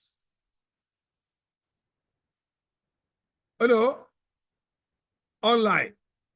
You can teamwork. You can get individuals who you can work with, technological, expertise that you can. This is what I want. This is what I have in mind. And of course, instructions leading to doing these things, physically, can be gotten in the way you have packaged the instruction online. Making is, by the time you make use of CorelDRAW, you make use of some other packages, and you align your learners into this, the two of you must be able to get a way out of the problem. We should not desist from encouraging them, but it is now left for we, the teachers, to think out of the box in terms of how, is it cognitive domain that you are thinking of? Even affective domain, that is the most important domain of learning that is most difficult to teach. Yet, if we sit back and we do the proper designing of the instruction, technology will have a way of assisting us to putting it across to the learners. That is the way I think it should go. Thank you. Thank you, sir. Thank you, sir. Thank you, sir. Please, I have to read out so that Prof will be able to answer. We have some questions on the chat box, and we also have questions on from our YouTube channel. Let me start with YouTube from Abiodun Adeshino. I don't know if it's Mr. Dr. Professor. From Abiodun Adeshino, and the person is saying, can digitalization be entrenched in primary education with policy constraints on mobile technology and AI issues in primary education? That is from either Mr. Dr. or Professor Abiodun Adeshino. We also have from our YouTube channel, Miss Oloyede SCSO. How can individual and institutions be helped as regards the state of power supply, as alternate sources of power are quite expensive? So how can we achieve cost efficiency? These are from our chat box. And also we have somebody, also iPhone, we don't have the name. Please, if you can be able to change the icon, the name to what we can be able to announce. So before we do that, let Prof respond to the questions. Thank you. Over to you, Prof. Thank you, sir. Thank you, Doctors Adeshina and Oloyede. See, the question of Dr. Oloyede Adeshina on the possibility of integrating ICT, digitalization at primary school level. My response is yes, it is quite possible. Very, very possible. And of course, if you talk of, catch them young, I think it is better at that level. If a child is able to collect the phone from his mom or the dad at home and uses it to play games, uses it to watch films at the school, it is the same thing. Instead of using the gadgets to play at the school, it is a serious matter. He can be assisted to hook up to YouTube and watch instructional games. He can watch instructional films. He can be taught 1 + 1 = 2. He can be taught many things at any level. Simply speaking, it is doable, it is practicable, and we must encourage it. And like I said, if it is difficult for us to integrate high-tech technology at the primary school, especially those in the rural areas, and because of the financial constraint, don't let it be said that Nigerian pupils are being deprived the opportunity of interacting, of making use of availability of opportunities offered by technology because they are at the primary school level. No, there is no level at which technology cannot be integrated. Mrs. Oloide, I can think of two ways now. Alternatives to power electricity, especially in the face of costs. We will employ school administrators to provide solar. Solar seems more reliable. It seems much more cheaper. And if that is done, teachers will be encouraged, students will be encouraged. In addition to that, managers of schools too should be ready to educate parents, especially those in the public schools. We should be ready to educate parents. We want our pupils to compete favorably with others in the world. We want to integrate technology. Integration of technology involves money.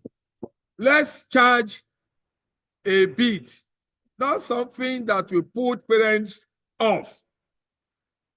Even if government says don't charge, let us do it in a way as to encourage government to come in to assist, so that a token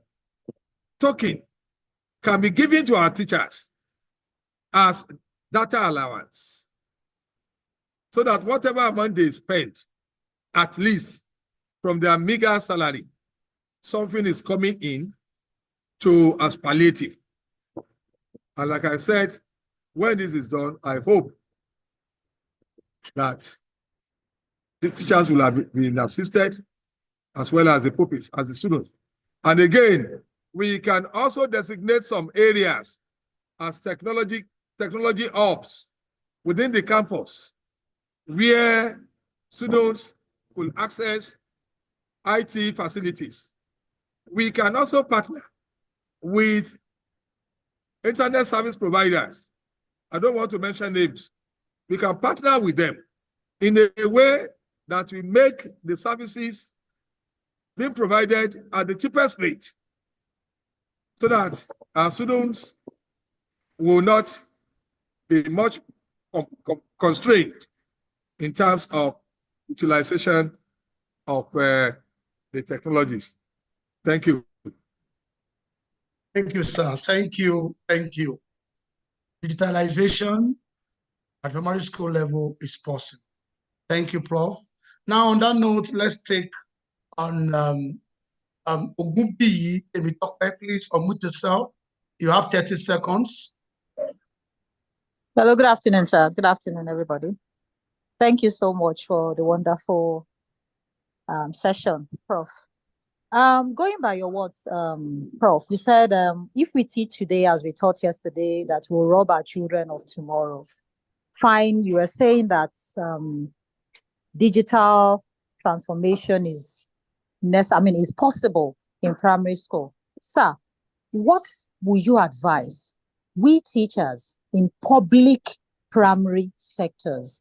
Most of the pupils we are teaching, they are technologically illiterate. Even their parents, they don't have these gadgets at home. How do we blend the learning with them, sir? How is it possible? Because to me, I wouldn't want to say that maybe government is not encouraging. But with this, our own kind of pupils, how do we do that, sir, in public primary sector? Thank you very much. Thank you.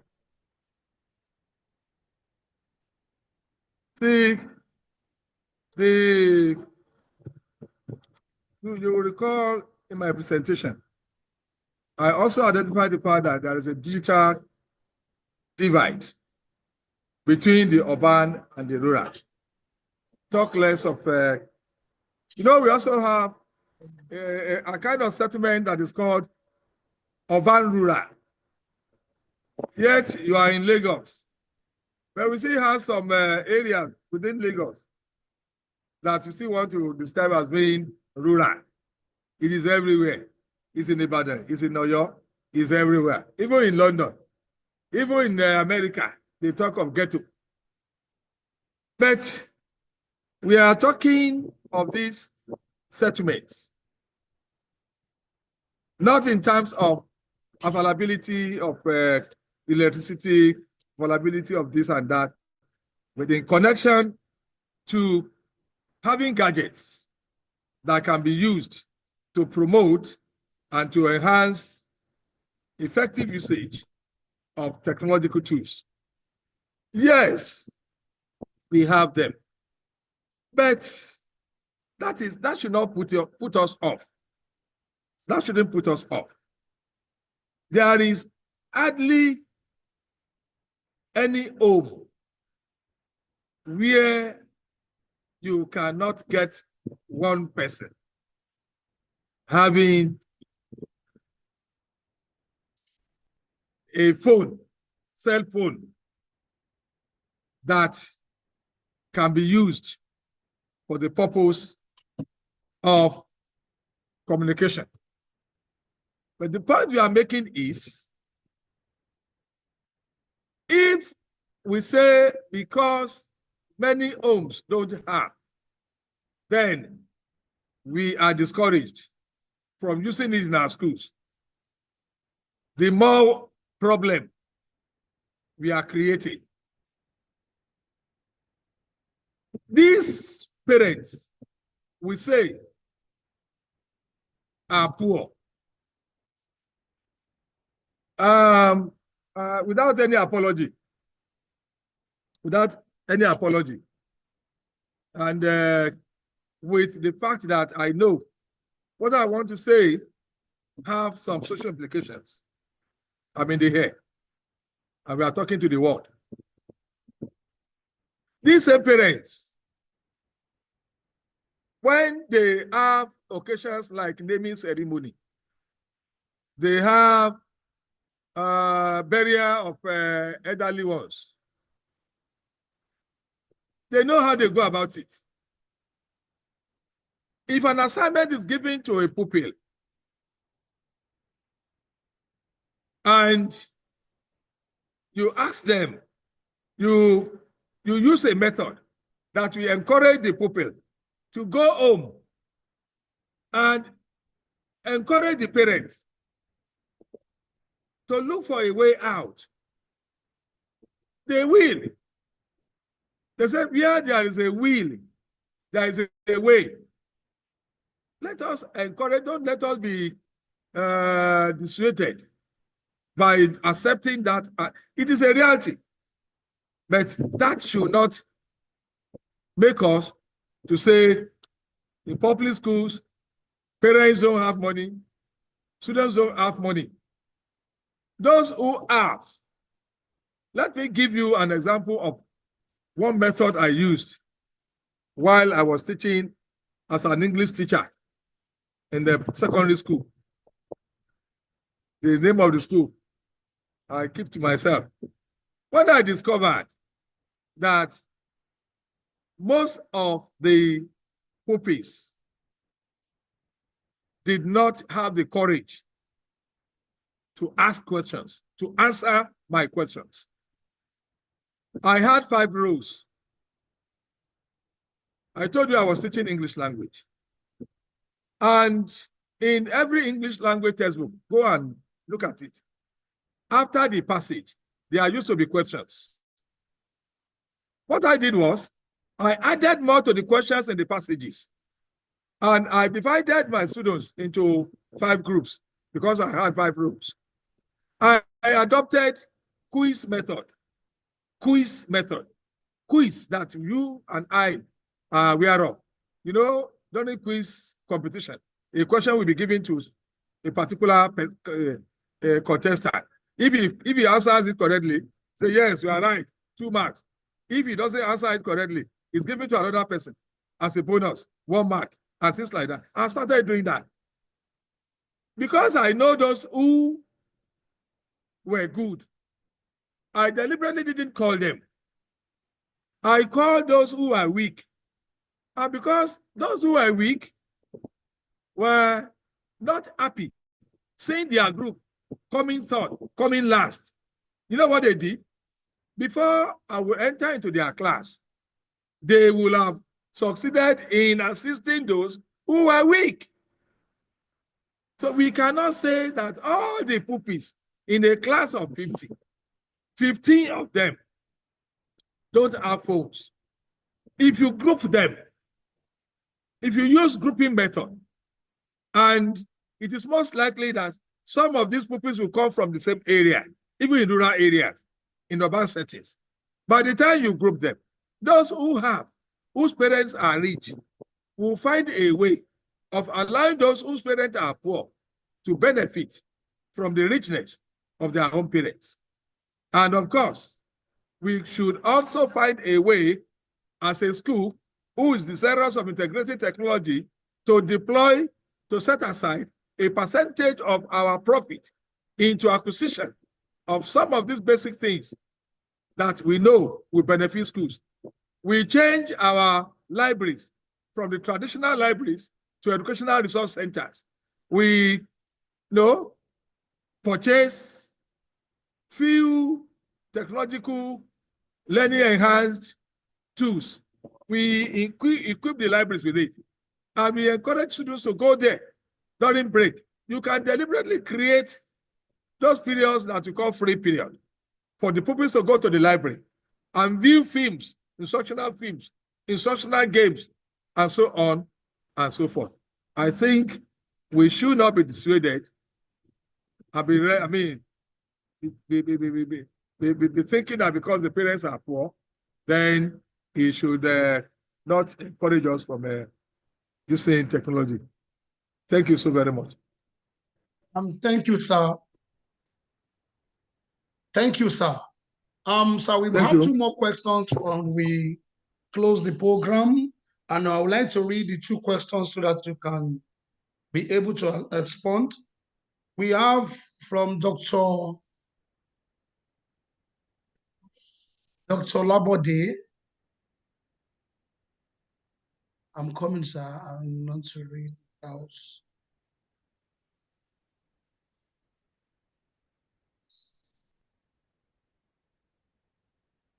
Okay, sir.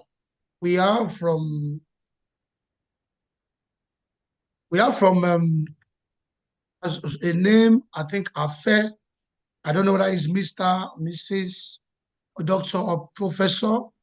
The question is, what strategies can Nigeria's education regulatory bodies use to remain current with or surpass digital transformation advancement, thereby avoiding reverting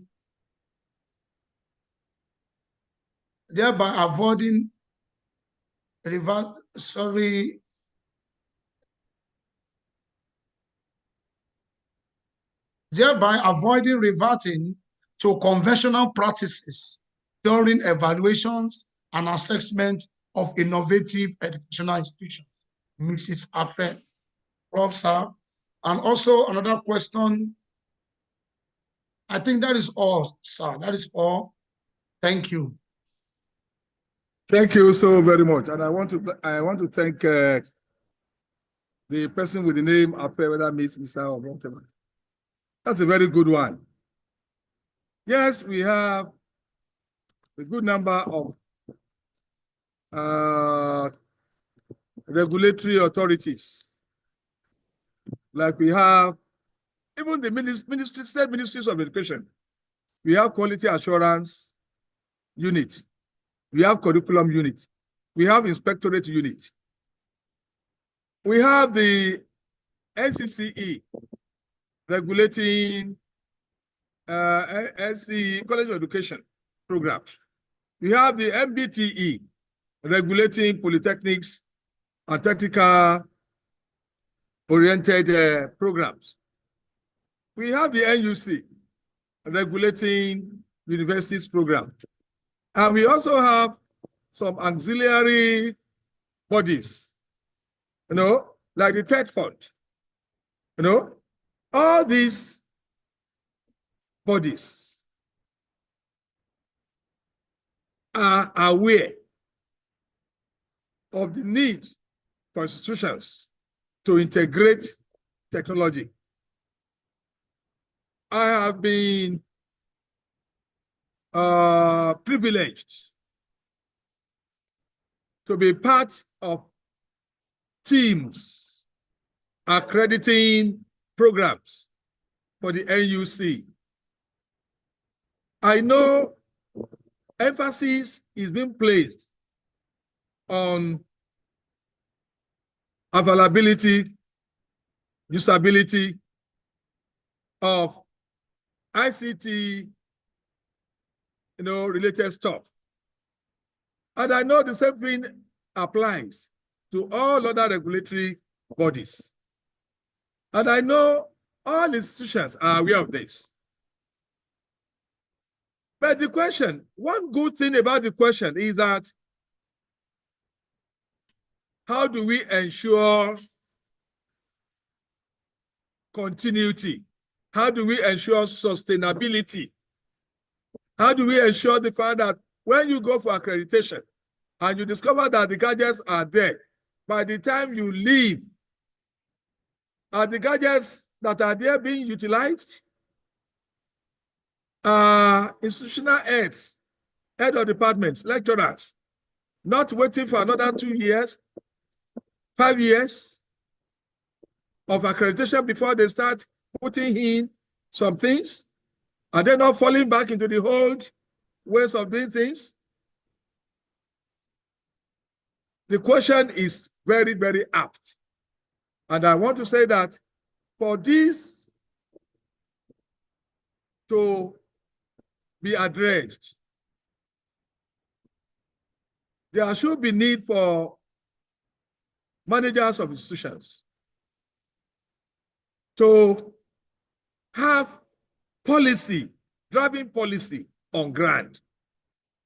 If there is no policy documents, we'll be wasting our time.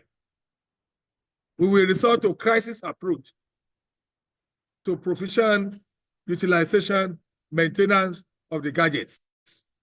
But if there is a policy, the policy will have highlighted for each institution where we are today, where we want to be in 5 years' time, where we want to be in 10 years' time.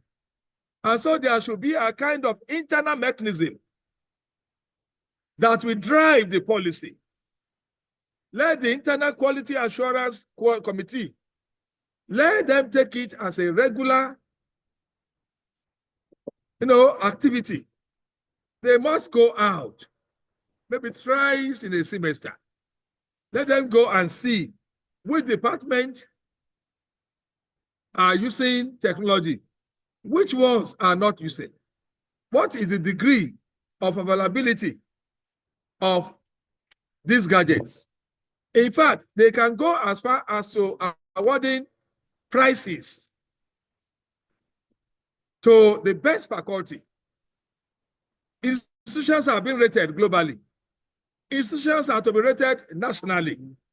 Institutions should have a mechanism, in-house mechanism, that will rate, faculties, that will rate departments, and there must be commensurate reward for the results.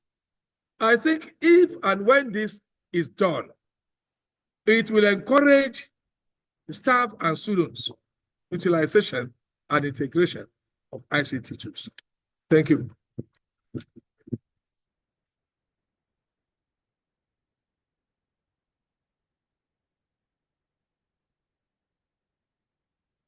I'm not hearing you. Sorry, I was muted. Sorry, I was muted. Okay. Thank you, Prof. Thank you, Prof. But lastly, we want to take Dr. Olabode, because it has been sent to me Lastly, and that will be the last question for today. Prof, from Dr. Labode, how can students be monitored when online, and de-emphasize the issue of unnecessary and prolonged screen time? How can students be monitored when online, and de-emphasize the issue of unnecessary and prolonged screen time? Thank you, sir. That's the last question. That will be the last question. Thank you. Thank you. My reaction to that would be that garbage in, garbage out. The software that is to be used, the LMS, for example, that is to be used, can be designed in a way as to make for opportunity to monitor what students do online, especially if they are confined to the institutional platform. If they are confined to the institutional platform, it is easier to monitor them. The designing of the platform will reflect how many hours a student used. What is it that the students did when he was online? All this can be monitored. The number of questions he asked, the number of responses he has given, the number of correct responses he has given, all these can be monitored through the way the platform is being designed. However, if it is online examination, proctors should be hired, and they should be tutored as to what to be done. They are to monitor what the students are doing. For example, let there be rules governing what you want the students to do, the behavior of the students, and of course, the way the system is also designed. For example, if I am writing an exam, online exam, and I off my face from the system, of course, the features of the camera, the feature that the system that I want to use to write my exam must be stated. Your camera must be working. You are not allowed to leave and say you want to go and use yourself. There must be rules. And when the student contravenes, it is automatic. The system will be conditioned to give the first warning. You are warned. Maybe there will be a green light shown. Second warning. The third warning, the student will be penalized. It can be off. It can be made not to have access to the content again. And of course, it will be booked because there are going to be a report generated. And such a student will have to face the music. That is if, the exam is to be written anywhere, even in the bedroom of the candidate. Alternative to that is that you have designated exam centers where students go, even when they are writing online exams. And there you must have gotten a lot of systems in place. You have invigilators, going up and down. If the students have problem, he has somebody to call upon to come and assist.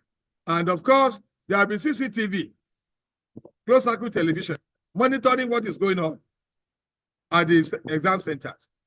I must tell you that JAMB does that. And of course, in now, we equally do that.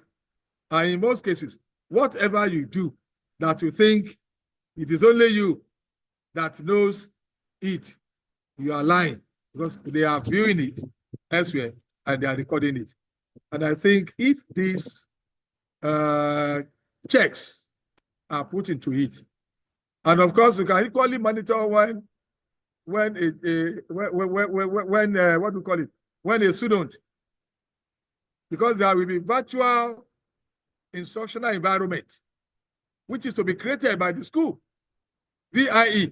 The virtual instructional environment is created and is devoid of taking the learner outside that virtual environment.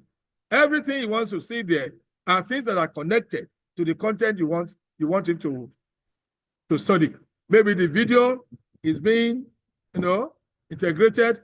Maybe you want him to go and learn something on the net somewhere. Is being monitored, and the timing is equally being done. And I think by the time you integrate all this, and by the time the school engages those who are experts in what do we call them now, programmer. You have a good programmer that you are working with, and you tell him what you want from him or her. The software can be done in the way as to monitor what the students do, even at the other end. Thank you. Thank you, sir. Thank you. So over to the moderator of the program, Mrs. Akinleye, over to you. Thank you. Thank you very much, Dr. DK. Thank you very much, Professor Sir. To our audience, we're sorry. Would love to take everybody's questions, but unfortunately, because of our time, we may need to end the question and answer segments there. I would like to call on the chairman of this event, that's in the person of our amiable CEO, Mrs. Adeyoyin Adeshino, for her additional comments and contribution to Prof's lecture. CEO, ma'am.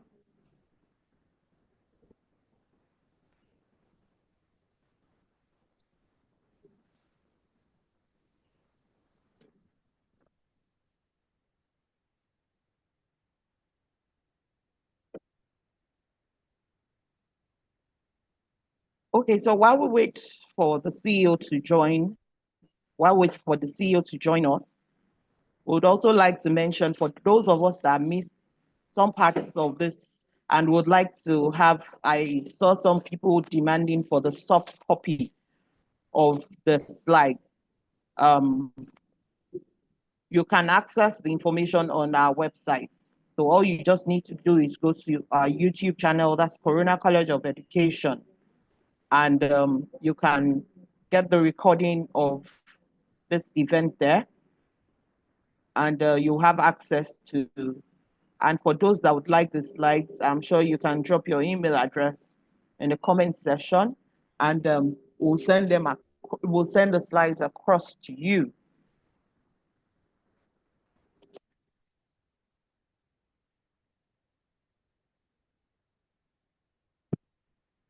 All right then. So while we wait for our chairman, would like the vote of thanks to be taken by the chairman LOC and the person of Mrs. Adenike Onofeso. Chairman LOC, ma. Thank you very much. Sosi. Ladies and gentlemen, what a remarkable experience this has been. Today's public lecture has delivered impactful insights and stimulating discussions that we will carry forward. On behalf of the provost, staff, and students of the Corona College of Education, it is my pleasure to extend our heartfelt gratitude to all who made today's lecture on engaging digital transformation across Nigeria's educational landscape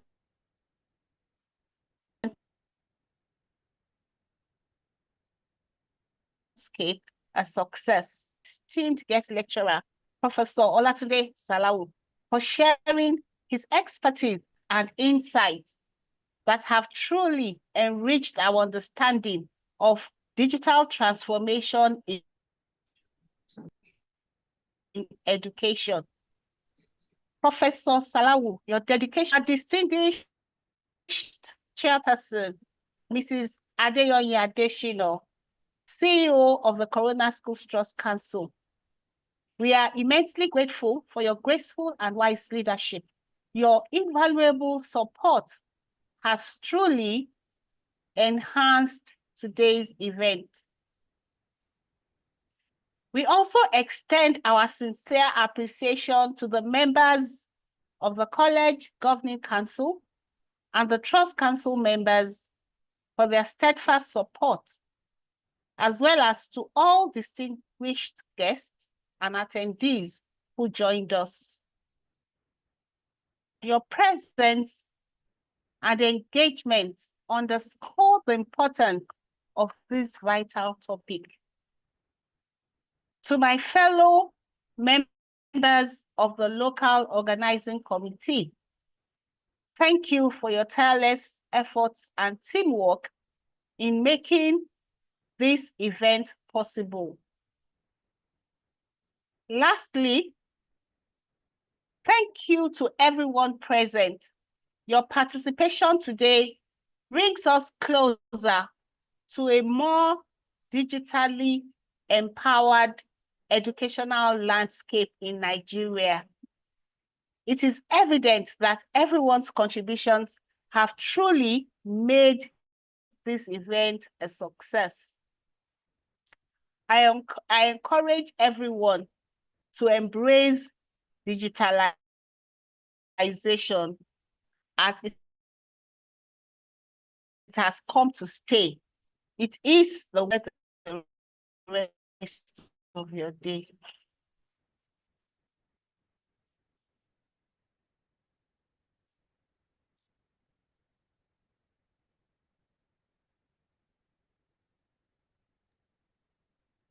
Thank you very much, Ma. Thank you very much, Chairman Ellis Zima, for the vote of thanks. And thank you to our guest lecturer for today. We are honored to have you under your tutelage. And to everyone that took out time of their busy schedule to join us, say thank you. And we hope that our takeaway will be quite helpful in our various fields, from the tertiary down to the nursery, primary, and the secondary level. Thank you very much. And once more, to get acquainted with us, you can follow us on our social media channels for you to get the recorded version of this program. Kindly follow us on our YouTube channel. You can have access to it there as well. Would like to call on Mr. Wahid Abudu for the closing prayer. Mr. Wahid Abudu.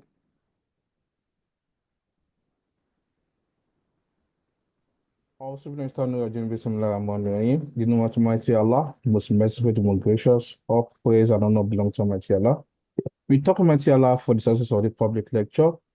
We pray for our guest speaker, Almighty Allah be with him and enrich him more. We pray for our host and our chairman of this public lecture, Almighty Allah be with them, enrich them and bless them also.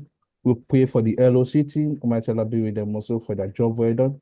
We pray for all the participants, wherever they are hearing us, Almighty Allah be with them, guide them.